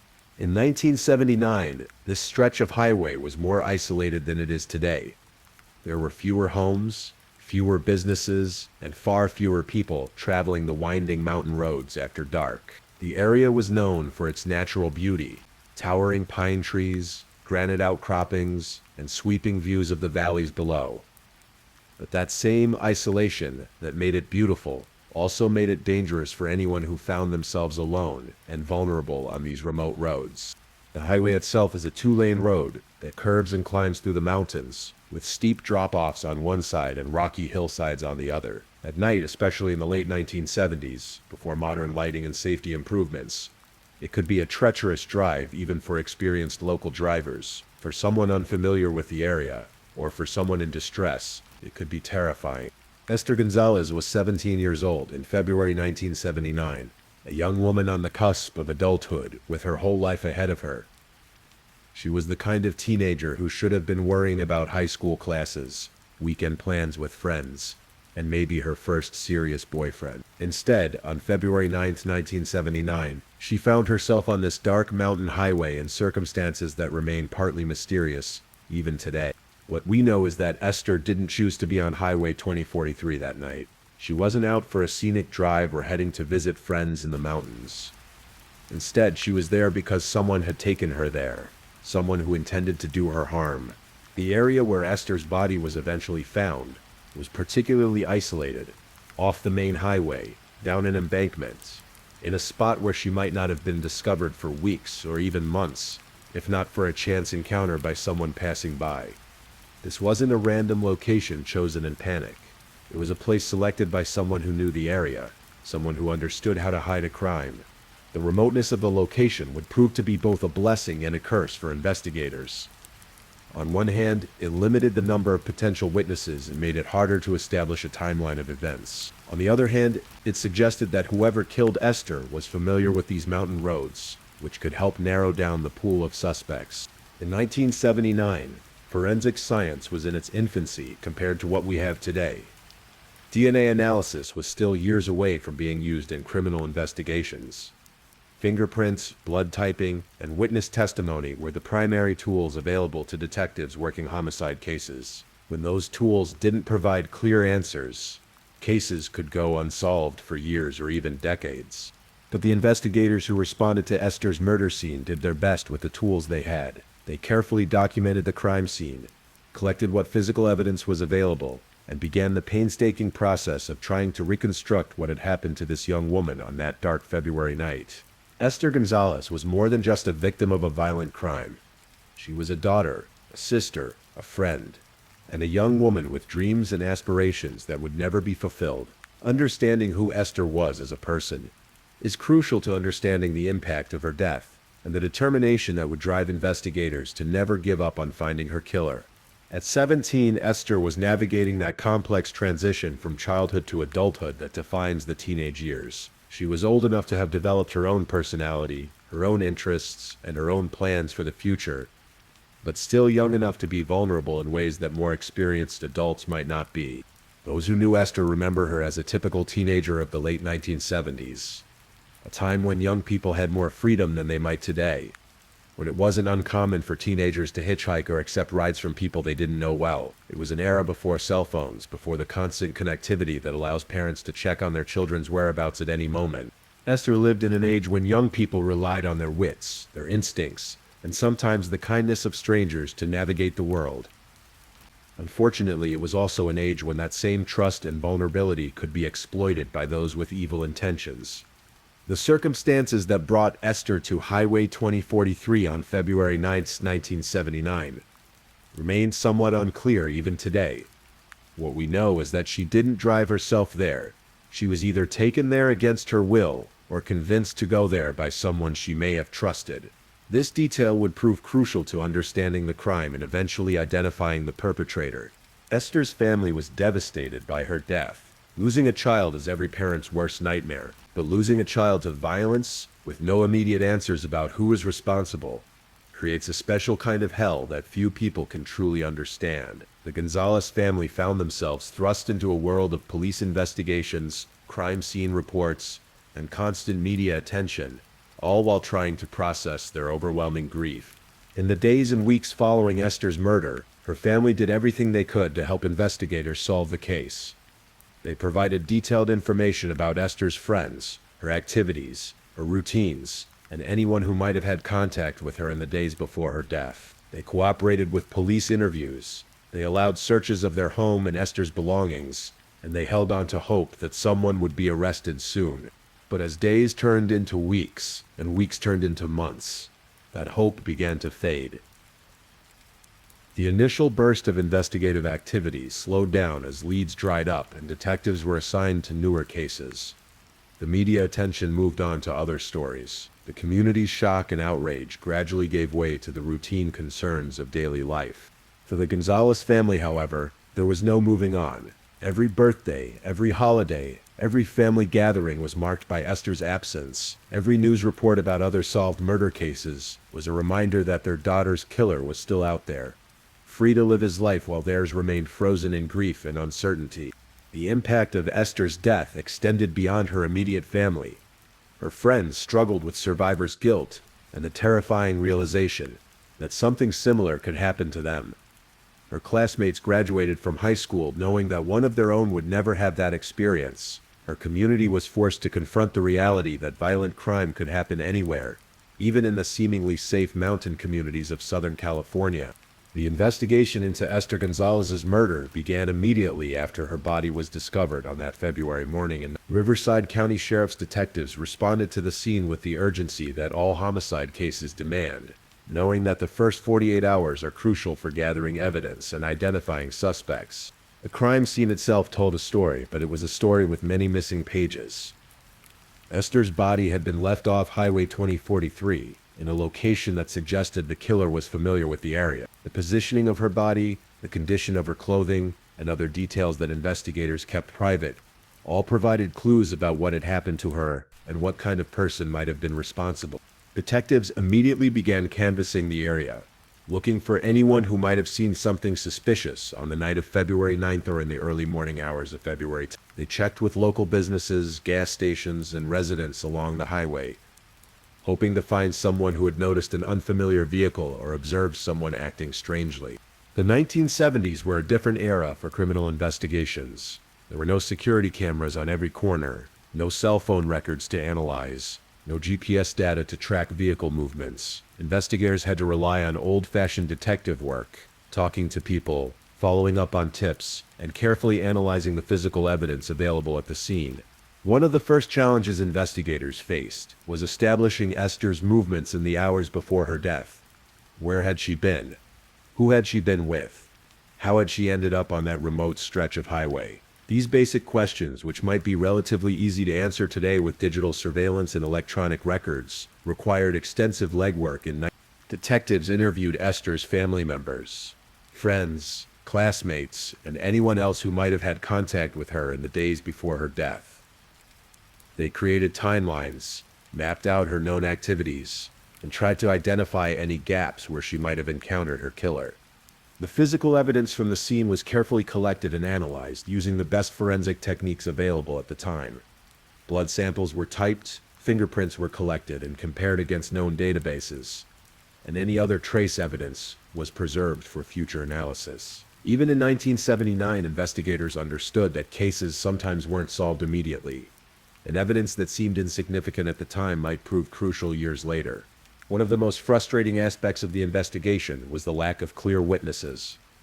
The remote location where Esther was found meant that there were few people around who might have seen what happened.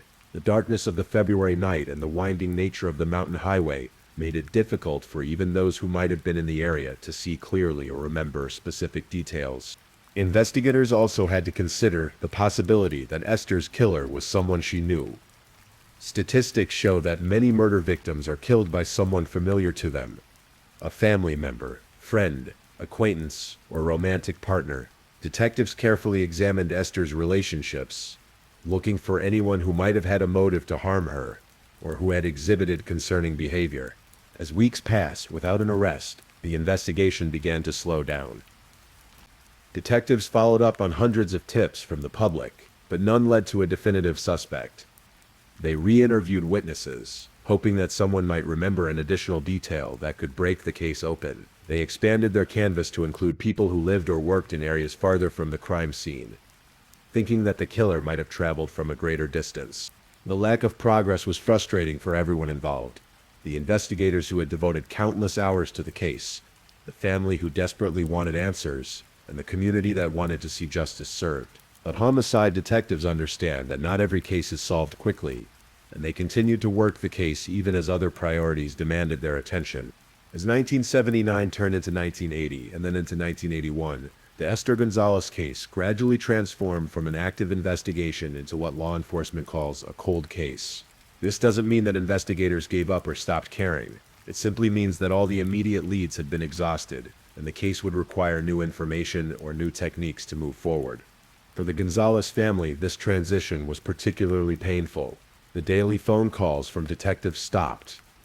The sense of urgency that had characterized the early weeks of the investigation gave way to the routine of normal police work. Other cases demanded attention, other families needed justice, and the resources that had been focused on Esther's murder were necessarily redirected to newer crimes.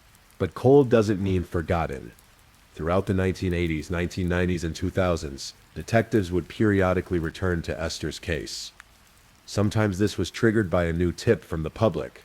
Sometimes it was prompted by similarities to other crimes that had been committed in the region. And sometimes it was simply because a detective felt compelled to take another look at the evidence, hoping that fresh eyes might see something that had been missed before. During these decades, forensic science was evolving rapidly. DNA analysis, which didn't exist in 1979, became a standard tool for criminal investigations by the 1990s. Fingerprint databases became computerized and more comprehensive.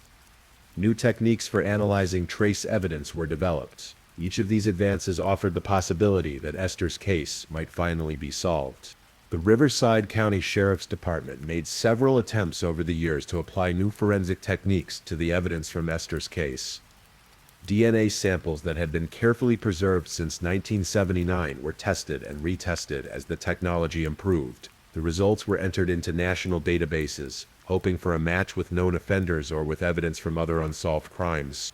Each time new technology became available, investigators would pull Esther's case file and consider whether the new techniques might provide the breakthrough they needed. Sometimes these efforts yielded new information, but not enough to identify a specific suspect. Other times, the evidence was too degraded or contaminated to provide useful results. For Esther's family, these periodic updates were both hopeful and heartbreaking. Each time a detective called to say they were taking another look at the case, family members would allow themselves to hope that this might finally be the moment when they would get answers. When those efforts didn't lead to an arrest, the disappointment was crushing. The family also had to cope with the passage of time in other ways.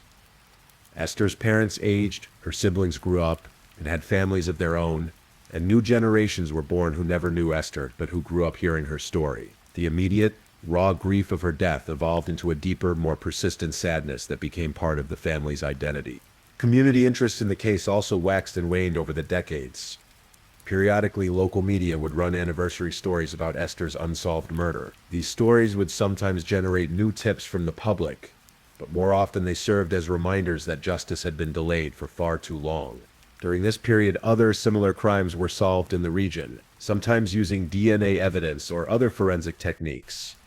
Each of these successes raised the question of whether the same methods might finally crack Esther's case. Investigators would compare the evidence from solved cases with what they had from Esther's murder, looking for connections or similarities that might point toward a suspect.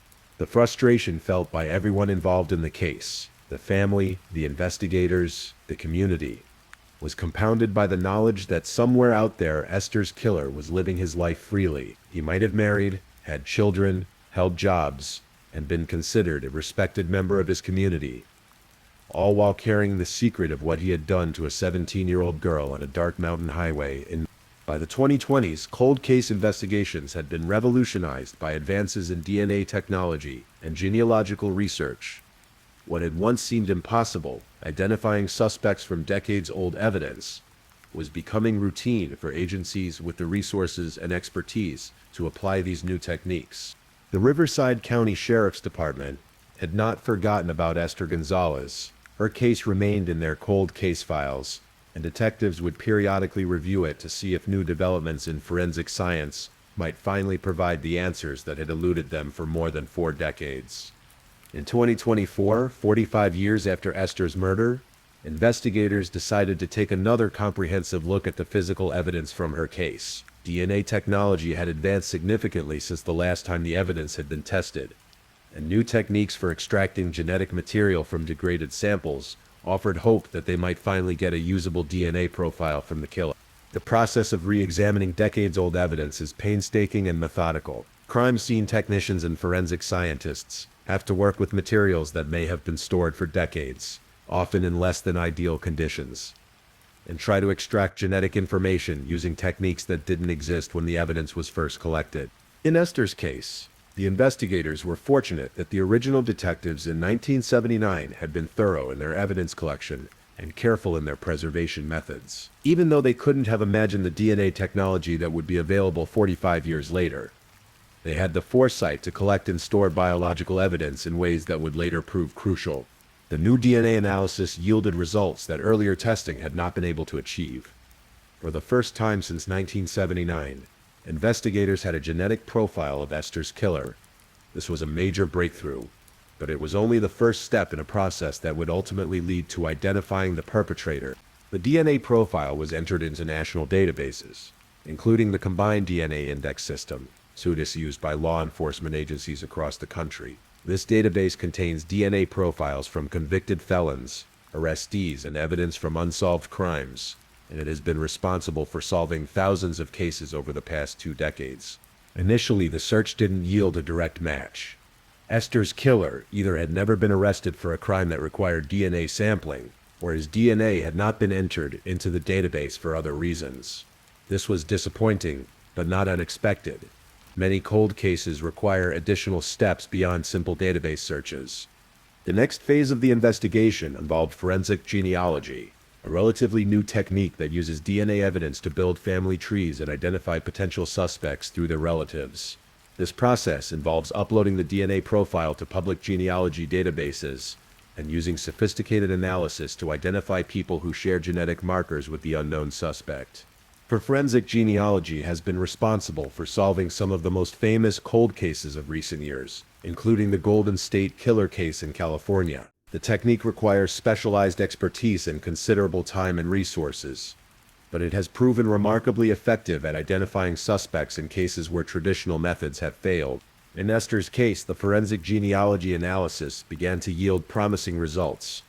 Investigators were able to identify several family lines that shared genetic characteristics with the DNA from the crime scene. This narrowed the field of potential suspects significantly, but it still required traditional detective work to identify specific individuals who might have been responsible for Esther's murder. The process of building family trees and tracking down potential suspects took months of careful work. Investigators had to verify relationships, track down living relatives, and eliminate people who couldn't have been involved in the crime due to age, location, or other factors. Eventually, this painstaking process led investigators to focus on one particular individual, Louis Randy Williamson. Williamson fit the profile in several important ways. He was the right age to have committed the crime in 1979. He had lived in the area at the time, and he was genetically connected to the DNA evidence from Esther's murder scene. Louis Randy Williamson was not a name that had appeared in the original investigation into Esther Gonzalez's murder. In 1979, he had not been identified as a suspect, had not been interviewed by detectives, and had not been connected to the crime in any way that investigators could determine. This is not uncommon in cold cases. Sometimes the perpetrator manages to avoid detection entirely during the initial investigation. What investigators learned about Williamson in 2024 painted a picture of a man who had a history of violence against women. This pattern of behavior, which might not have been fully apparent in 1979, became much clearer when examined through the lens of decades of criminal records and police reports. Williamson had a criminal history that included charges related to sexual assault and violence. While he may not have been on law enforcement's radar specifically for Esther's murder, he was the type of individual who forensic psychologists know are likely to commit multiple violent crimes throughout their lives.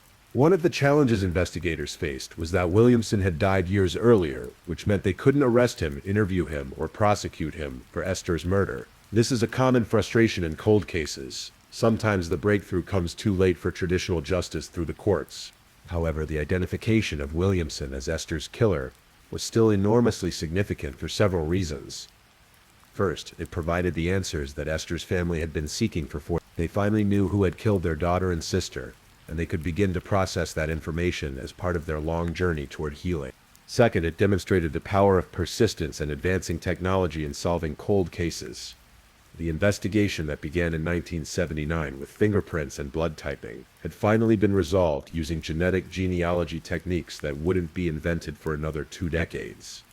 Third, it provided closure for the investigators who had worked on the case over the years. Many of the original detectives had retired or died during the 45 years since Esther's murder, but their careful evidence collection and preservation had ultimately made it possible to identify her killer. The process of confirming Williamson as the perpetrator involved additional DNA testing and verification. Investigators wanted to be absolutely certain of their conclusion before announcing it to the family and the public. This additional testing confirmed that the genetic evidence linked Williamson to Esther's murder with a degree of certainty that would have been sufficient for prosecution if he had still been alive.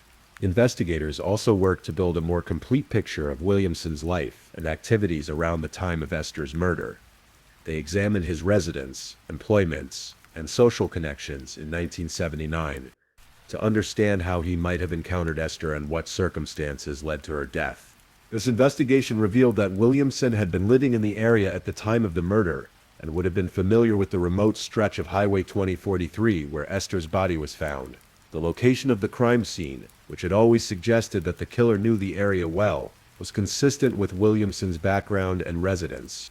The revelation that Esther's killer had been identified after 45 years was met with a mixture of relief, satisfaction, and sadness by everyone involved in the case. Relief that the mystery had finally been solved, satisfaction that justice had been served even if only in the form of identification rather than prosecution, and sadness that it had taken so long and that Williamson had died without being held accountable for his crime. One of the most important and delicate aspects of solving any cold case is informing the victim's family about the breakthrough. For the Gonzalez family, who had waited 45 years for answers about Esther's murder, the news that her killer had finally been identified was both the answer to their prayers and the reopening of old wounds. The task of informing the family fell to cold case detectives who understood the enormous significance of this moment. These investigators knew that they weren't just delivering information. They were providing closure that the family had been seeking for nearly half a century. The meeting with Esther's family was emotionally charged and deeply meaningful. Family members who had grown up, gotten married, had children of their own, and lived entire adult lives, while wondering who had killed Esther, finally had an answer to the question that had haunted them for decades. For Esther's parents, if they were still alive, this news represented the culmination of a lifetime of hoping and waiting. For her siblings, it meant that they could finally put to rest the uncertainty that had been part of their family's story for as long as they could remember. For the younger generation of family members who had grown up hearing Esther's story, it provided a sense of completion to a family tragedy that had shaped their understanding of loss and justice. The family's reaction to learning about Louis Randy Williamson was complex. There was relief at finally having answers, but also anger that he had lived his life freely for decades, while they had suffered with uncertainty. There was satisfaction that technology had finally caught up with the crime, but also sadness that Williamson had died before he could be prosecuted and forced to account for what he had done. The news also brought up practical questions that the family had to consider. Should they speak to the media about the breakthrough? How should they honor Esther's memory now that her case was solved? What did closure mean for a family that had organized their emotional lives around an unsolved tragedy? Different family members processed the news in different ways. Some felt an immediate sense of relief and closure. Others found that having answers raised new questions about the specific details of what had happened to Esther. Some wanted to learn everything possible about Williamson and his life, while others preferred to focus on Esther's memory rather than her killer. The detectives who delivered this news also had to provide the family with detailed information about how the case had been solved, what evidence had led to Williamson's identification, and why they were confident in their conclusion. This technical information was important for helping family members understand and trust the resolution of the case. The conversation with the family also included discussions about what would happen next. Since Williamson was dead, there would be no trial, no opportunity for the family to confront him in court, and no formal legal resolution to the case. The identification of the killer was the end of the story from a law enforcement perspective. but the family still had to decide how they wanted to process and respond to this information. Some family members expressed a desire to learn more about Williamson's other crimes, and whether he might have been responsible for other unsolved cases. This is a natural response. When someone has caused such profound harm to your family, there's often a desire to understand the full scope of their criminal behavior. The meeting with the family was also an opportunity for investigators to thank them for their patience and cooperation over the decades. The family's willingness to stay engaged with the investigation, to provide information when requested, and to support law enforcement's efforts had been crucial to eventually solving the case. As we reach the end of Esther Gonzalez's story, we're reminded that justice can take many forms and can arrive on many different timelines. While Louis Randy Williamson was never prosecuted for Esther's murder, his identification as her killer after 45 years represents a form of justice that would have been impossible just a few decades ago. Esther was just 17 years old when her life was cut short on that February night in 1979. She never got to graduate from high school, go to college, start a career, get married, or have children. She never got to experience the full life that should have been ahead of her. Her murder robbed not just Esther of her future, but her family of a lifetime of memories they should have been able to create together. For 45 years, the Gonzalez family lived with the knowledge that someone had killed their daughter and sister and had never been held accountable. They endured decades of uncertainty, of wondering if the case would ever be solved, of hoping that each new development in forensic science might finally provide the answers they desperately needed. The resolution of Esther's case in 2024 demonstrates the incredible advances that have been made in forensic science and criminal investigation. Techniques that didn't exist in 1979, DNA analysis, genetic genealogy, computerized databases, finally provided the tools necessary to identify Louis Randy Williamson as Esther's killer. But this case also reminds us of the importance of thorough police work and careful evidence preservation. The detectives who worked Esther's case in 1979 couldn't have imagined the technology that would eventually solve it, but their meticulous collection and storage of evidence made that resolution possible decades later. The story of Esther Gonzalez and Louis Randy Williamson also highlights the reality that violent criminals often have patterns of behavior that span many years and multiple victims. Williamson's history of violence against women suggests that Esther may not have been his only victim, and her case's resolution might provide leads for other unsolved crimes. For the investigators who worked on this case over the decades, the identification of Williamson represents the successful conclusion of one of the most challenging types of police work. Cold case investigations require patience, persistence, and the willingness to repeatedly revisit old evidence with new eyes and new techniques. Most importantly, this case represents vindication for Esther Gonzalez herself. For 45 years, her killer lived with the secret of what he had done, while she lay in her grave with her story incomplete. The identification of Louis Randy Williamson as her murderer doesn't bring Esther back, but it does ensure that her story has an ending, that her death has been acknowledged and explained, and that her memory has been honored through the persistent pursuit of truth. The resolution of cold cases like Esther's provides hope for other families who are still waiting for answers about their loved ones. It demonstrates that cases are never truly closed, that advances in technology continue to provide new opportunities for justice, and that the dedication of law enforcement professionals can eventually overcome even the most challenging obstacles. Tonight, as you drift off to sleep, remember Esther Gonzalez, not just as a victim of violence, but as a young woman whose story reminds us of the value of persistence, the power of science, and the importance of never giving up on justice. Her case was solved, not because investigators got lucky, but because people refused to forget her and refused to stop looking for answers. Justice for Esther was delayed by 45 years, but it was not denied, and sometimes that has to be enough. Thank you for listening to True Crime for Sleep. Until next time, sleep well and remember that every victim deserves to have their story told and their case solved, no matter how much time it takes. Story 5. Tonight I want to also tell you about a case that shows us how justice, though sometimes delayed, never truly dies. This is the story of how cutting-edge science finally caught up with a killer who thought he'd gotten away with murder for over 3 decades. It was December 15, 1993, in the quiet suburb of Riverside, California. Sandra Martinez was 26 years old, working as a dental hygienist at a small practice downtown. She lived alone in a tidy apartment complex called Oakwood Gardens, known for its well-maintained grounds and sense of community. Sandra was the kind of person who made an impression.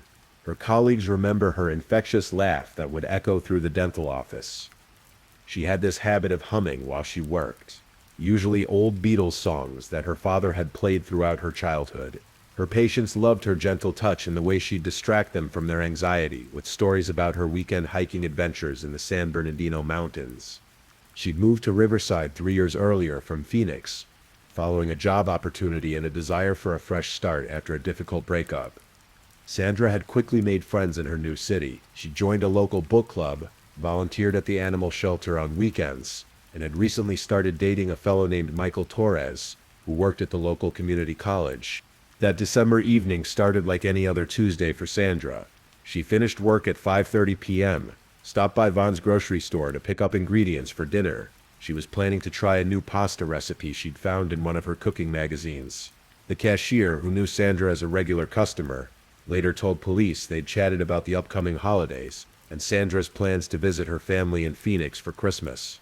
Security cameras captured Sandra leaving the store at 6:42 p.m., carrying 2 brown paper bags and smiling at something on her phone. Likely a text message, though this was back in the early days of cell phones, when they were still quite basic. What happened next would remain a mystery for 31 years. Sandra never made it home that night. When she failed to show up for work the next morning without calling, something completely out of character for her, her supervisor, Dr. Patricia Williams, became concerned. Sandra was remarkably reliable, never missing work without notice in her 3 years at the practice. Dr. Williams called Sandra's apartment, but there was no answer. She tried several more times throughout the morning, growing increasingly worried. During her lunch break, she drove to Oakwood Gardens and knocked on Sandra's door. Still no response. The apartment manager, after some persuasion, agreed to do a welfare check. They found Sandra's car parked in her designated spot, the groceries still in the back seats, now spoiled from sitting overnight in the December heat that Southern California sometimes experiences. But Sandra was nowhere to be found. The Riverside Police Department responded quickly when Dr. Williams reported Sandra missing. Detective James Holbrook, a 15-year veteran of the force, took the lead on the case. He was known for his thoroughness and his ability to see patterns that others missed. The initial investigation revealed troubling details. Sandra's apartment showed no signs of forced entry, but there were subtle signs of disturbance. A lamp was knocked over. There were scuff marks on the hardwood floor near the entryway, and strangely, Sandra's purse was found on the kitchen counter with her wallet intact. Money and credit cards untouched. Detective Holbrook interviewed Sandra's co-workers, friends, and recent acquaintances. Everyone painted the same picture. Sandra was cautious, responsible, and had no known enemies. Her ex-boyfriend in Phoenix had a solid alibi. He was at work with dozens of witnesses. Michael Torres, her new boyfriend, had been at a faculty meeting until 8 p.m. that night, also with multiple witnesses. The grocery store security footage was crucial. It showed Sandra walking to her car normally, placing the bags in the back seat and driving away. But here's where things became puzzling. The camera angle couldn't capture the entire parking lot, leaving a blind spot where something could have happened without being recorded. 3 days into the investigation, a jogger found Sandra's keys in some bushes about half a mile from her apartment complex. They were thrown there, not dropped. The distance from the walking path made that clear.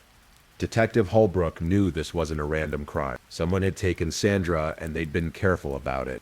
The search expanded. Volunteers from Sandra's church, co-workers, and neighbors joined law enforcement in combing through local parks, vacant lots, and the rural areas outside Riverside. They found nothing. A week passed, then 2 weeks. The trail was growing cold, but Detective Holbrook refused to give up. He expanded the search radius, contacted hospitals and morgues in neighboring counties, and worked with federal authorities to check if Sandra might have crossed state lines, willingly or otherwise. On January 3rd, 1994, 18 days after Sandra disappeared, a construction crew working on a new housing development in Moreno Valley, about 12 miles from Riverside, made a grim discovery. They were excavating for the foundation of what would become someone's dream home when they uncovered human remains. The Riverside County Coroner's Office worked carefully to exhume and examine the remains. Dental records confirmed what Detective Holbrook had feared. They had found Sandra Martinez. The coroner determined that Sandra had died from blunt force trauma to the head. The attack had been violent and personal, but here's what made the case even more troubling. Evidence suggested that Sandra had been held somewhere for several hours before she was killed. This wasn't a crime of opportunity or passion. Someone had planned this. At the crime scene, investigators found something that would prove crucial decades later. A small piece of fabric, caught on a branch near where Sandra's body was discovered. It appeared to be from a work shirt or jacket, and it had what looked like blood on it. In 1994, DNA technology existed but was in its infancy. The sample was carefully preserved, but the technology to make use of it wouldn't come for years. Detective Holbrook worked the case tirelessly. He followed up on hundreds of tips, interviewed dozens of people, and pursued every lead, no matter how small. But without physical evidence linking anyone to the crime, the case eventually went cold. For 30 years, Sandra Martinez's case sat in a file cabinet at the Riverside Police Department. Detective Holbrook retired in 2008, but not before training his replacement, Detective Maria Santos, on all the details of Sandra's case. He made her promise to never let Sandra be forgotten. Detective Santos kept that promise. Every few years, she would pull out Sandra's file and review it with fresh eyes. She re-interviewed key witnesses as technology and techniques evolved. She had the evidence re-examined multiple times as forensic science advanced. Sandra's family never gave up hope either. Her parents, Roberto and Carmen Martinez, held annual memorial services at their church in Phoenix.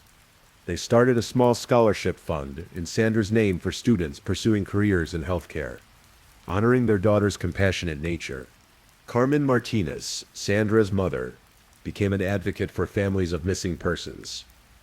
She worked with local law enforcement agencies to improve protocols for missing person cases, and pushed for better funding for cold case investigation. She often said that Sandra's spirit was driving her to help other families avoid the pain and uncertainty they'd endured.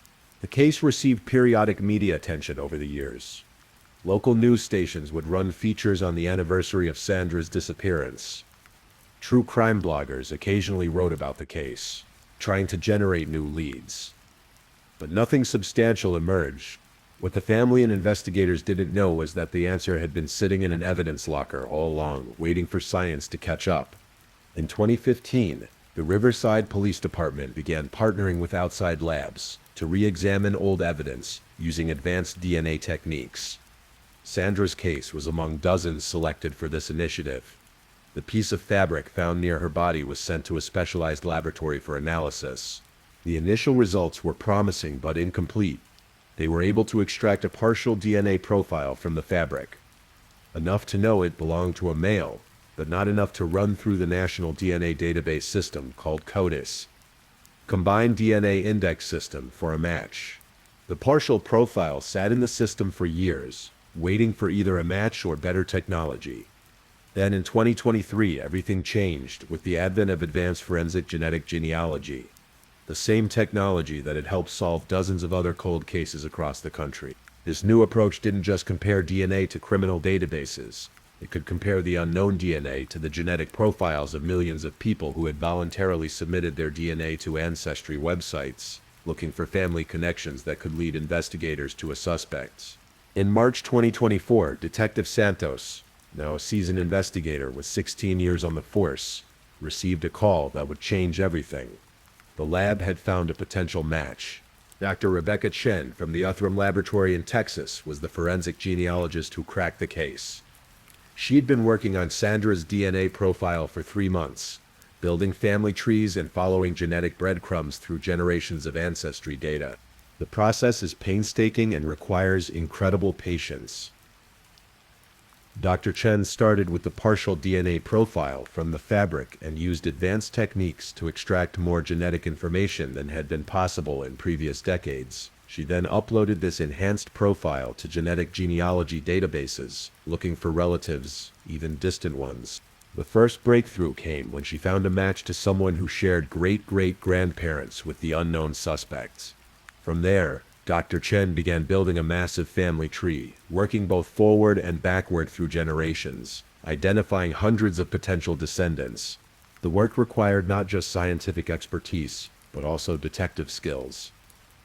Dr. Chen had to research birth records, marriage certificates, obituaries, and census data. She had to track family migrations, name changes, and adoptions. It was like putting together a jigsaw puzzle with thousands of pieces, most of which seemed to fit nowhere. After weeks of genealogical detective work, Dr. Chen narrowed the possibilities down to 3 potential suspects. 3 men who were the right age, lived in the area during the time of Sandra's murder, and fit the genetic profile. Detective Santos took over from there. She began investigating each of the 3 men quietly, carefully. The first suspect had died in 2019, but had a solid alibi for the night of Sandra's disappearance. He'd been in the hospital recovering from surgery, with medical records to prove it. The second suspect had moved to Oregon in 1995 and had no connection to Sandra or her life. Detective Santos traveled to Oregon to interview him, and quickly determined he wasn't their man.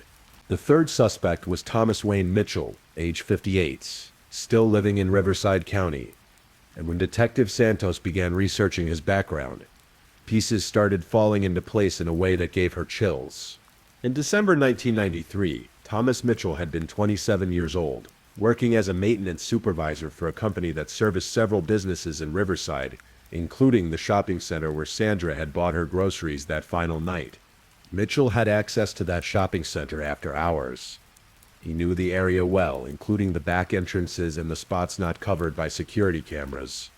His work truck had been seen in the area on multiple occasions, so its presence wouldn't have seemed unusual to anyone. But here's what made Detective Santos's pulse quicken. Thomas Mitchell had a history of violence against women that had somehow never resulted in serious charges.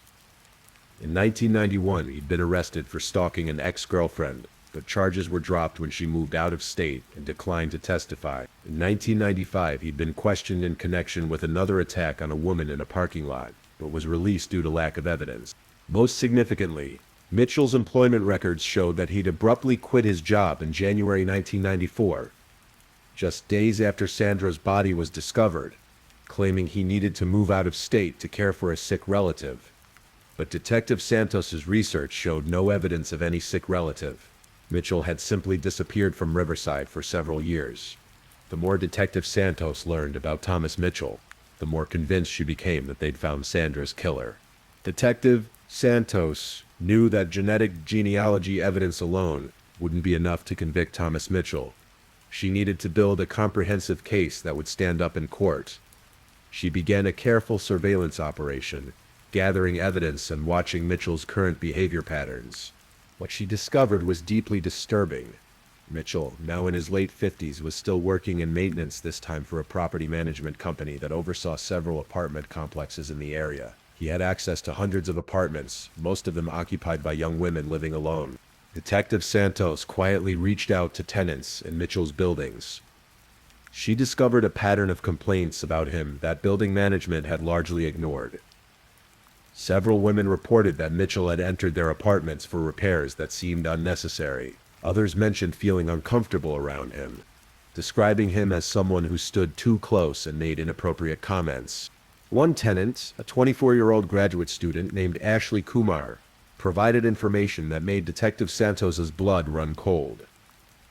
Mitchell had been showing up at Ashley's apartment frequently over the past month, claiming various maintenance issues needed addressing. Ashley had started staying with friends because Mitchell made her so uncomfortable, but she'd been afraid to file a formal complaint for fear of retaliation. Detective Santos realized they might be dealing with someone who was still actively predatory. The urgency of the case intensified. Working with the district attorney's office, Detective Santos developed a strategy to gather additional evidence. They obtained warrants to search Mitchell's current residence and his work vehicle. They also secured permission to collect a direct DNA sample from Mitchell himself. The search was planned carefully. On April 15, 2024, at 6 a.m., Detective Santos and a team of officers executed the warrant at Mitchell's small house in Moreno Valley, ironically just a few miles from where Sandra's body had been found 30 years earlier. Mitchell answered the door in his pajamas, seemingly confused by the early morning visit. He was polite and cooperative, which Detective Santos found interesting. In her experience, truly innocent people tended to be more upset or indignant when faced with a search warrant. The search of Mitchell's house revealed items that seemed to confirm their suspicions. In a closet, they found a collection of newspaper clippings about Sandra's case. Carefully preserved in a scrapbook, Mitchell had been following the investigation for 30 years, keeping track of every development, every anniversary article.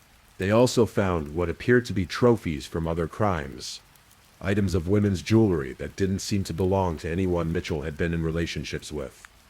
Each piece was carefully labeled with dates and locations, suggesting a methodical, organized predator. In Mitchell's garage, they discovered work clothes from the 1990s that he'd never thrown away. One jacket showed signs of being repaired where fabric had been torn away, consistent with the piece found at Sandra's crime scene. But the most damning evidence came from Mitchell's own behavior during the search. When officers asked him about Sandra Martinez, Mitchell's demeanor changed completely. He became nervous, started sweating, and began telling an elaborate story about how he'd heard about that case and felt sorry for the family. No one had mentioned how Sandra died or any details about the case. Mitchell shouldn't have known anything beyond what was in public reports, but he let slip details that had never been released to the media, including the fact that Sandra had been held somewhere before being killed. Detective Santos knew they had their man. The direct DNA sample from Thomas Mitchell came back as a perfect match to the evidence found at Sandra's crime scene. On May 2, 2024, Detective Santos arrested him for the murder of Sandra Martinez. The arrest took place at Mitchell's workplace. Detective Santos wanted to take him into custody in a controlled environment, away from his home where he might have weapons or other means of escape. She'd learned from 30 years of police work that the most dangerous moment in any case is often the arrest itself. Mitchell didn't resist. In fact, he seemed almost relieved when Detective Santos read him his rights. After being transported to the Riverside Police Department, he asked for a lawyer, but then, surprisingly, said he wanted to make a statement first. What happened next was something Detective Santos had hoped for but never expected. Thomas Mitchell, after 30 years of carrying his secret, decided to confess. His confession was detailed and disturbing. Mitchell explained that he'd been watching Sandra for weeks before the attack. He'd noticed her routine, her shopping trips, her work schedule, her patterns. He developed what he called an obsession with her. On the night of December 15, 1993, Mitchell had been working late at the shopping center when he saw Sandra leaving the grocery store. He followed her to the parking lot and confronted her, initially claiming there was a problem with her car that he could help fix. When Sandra politely declined his help and tried to leave, Mitchell became aggressive. He forced her into his work van, telling her he just wanted to talk, that he'd been trying to work up the courage to ask her out. Mitchell held Sandra in an abandoned storage facility that his company used for equipment. He claimed he kept telling himself he was going to let her go, that he just wanted to spend time with her.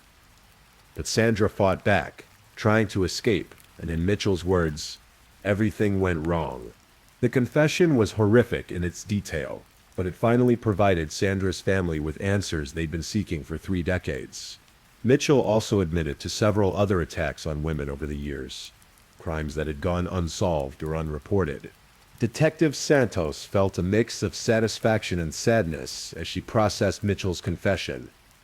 Justice for Sandra was finally within reach, but it couldn't bring back the 30 years her family had lost, wondering and hoping. Thomas Wayne Mitchell pleaded guilty to first-degree murder in the death of Sandra Martinez on August 14, 2024. In exchange for his confession and guilty plea, prosecutors agreed not to seek the death penalty. Mitchell was sentenced to life in prison without the possibility of parole. The sentencing hearing was emotional and powerful. Sandra's parents, now in their 80s, were able to attend and finally hear the answers they'd been seeking for 31 years. Carmen Martinez, Sandra's mother, read a victim impact statement that brought tears to everyone in the courtroom. She spoke about the daughter they'd lost, not just to murder, but to the uncertainty that followed.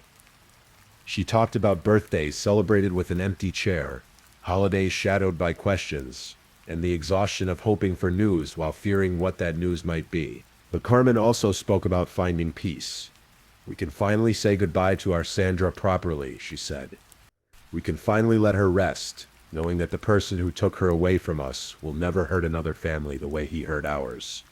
Detective Maria Santos, who had worked Sandra's case for 16 years, was recognized by the department for her dedication. But she deflected the praise, saying that Sandra herself had guided the investigation. "Cold cases are never really cold," she said at the press conference. "The victims are always there, waiting for us to find the answers." The case also led to policy changes in how apartment management companies screen and supervise maintenance workers. Ashley Kumar, the graduate student who had felt threatened by Mitchell, testified before the city council about the need for better protections for tenants, particularly young women living alone. Dr. Rebecca Chen, the forensic genealogist who cracked the case, went on to solve dozens of other cold cases using similar techniques. She often spoke about Sandra's case as an example of how science and persistence can finally bring justice, even after decades. The technology that solved Sandra's case, forensic genetic genealogy, has revolutionized cold case investigations across the country. Hundreds of families have found answers to questions they'd carried for years or even decades. But for all the scientific advances and investigative techniques, Sandra's case ultimately came down to something simpler: people who refused to give up. Detective Holbrook, who started the investigation. Detective Santos, who carried it forward. Dr. Chen, who found the genetic key. And Sandra's family, who never stopped believing that someday, somehow, they would know the truth. As I finish Sandra's story tonight, I think about the power of persistence and the importance of never giving up on justice. Sandra Martinez was 26 years old when her life was cut short by someone who thought he could get away with murder. For 31 years, it seemed like he might be right. But Sandra's story shows us that some secrets are too heavy to carry forever. The truth has a way of surfacing, sometimes with the help of science we couldn't have imagined, sometimes through the dedication of people who refuse to let the forgotten stay forgotten. Thomas Mitchell is now serving life in prison, spending his final years knowing that his crimes finally caught up with him. The families of his other victims, crimes that came to light after his confession, also have their answers now. Sandra's parents have found the peace that comes with knowing. They've established a foundation in Sandra's name that provides funding for cold case investigations and supports families of missing persons. Her legacy lives on in every case that gets solved, every family that finds closure, every person who refuses to let a victim be forgotten. The next time you hear about a cold case being solved by DNA evidence, remember Sandra Martinez. Remember that behind every breakthrough is a victim who deserved justice, a family that deserved answers, and investigators who refused to give up. Justice delayed is not always justice denied. Sometimes it just takes science, persistence, and time for the truth to finally come to light. Thank you for listening to tonight's true crime story. Rest peacefully, knowing that another story awaits you next time, ready to accompany you on another journey toward restorative sleep. But if you're still awake, don't forget to like and subscribe so you don't miss our next true crime stories. And until next time, stay safe and take care. Good night.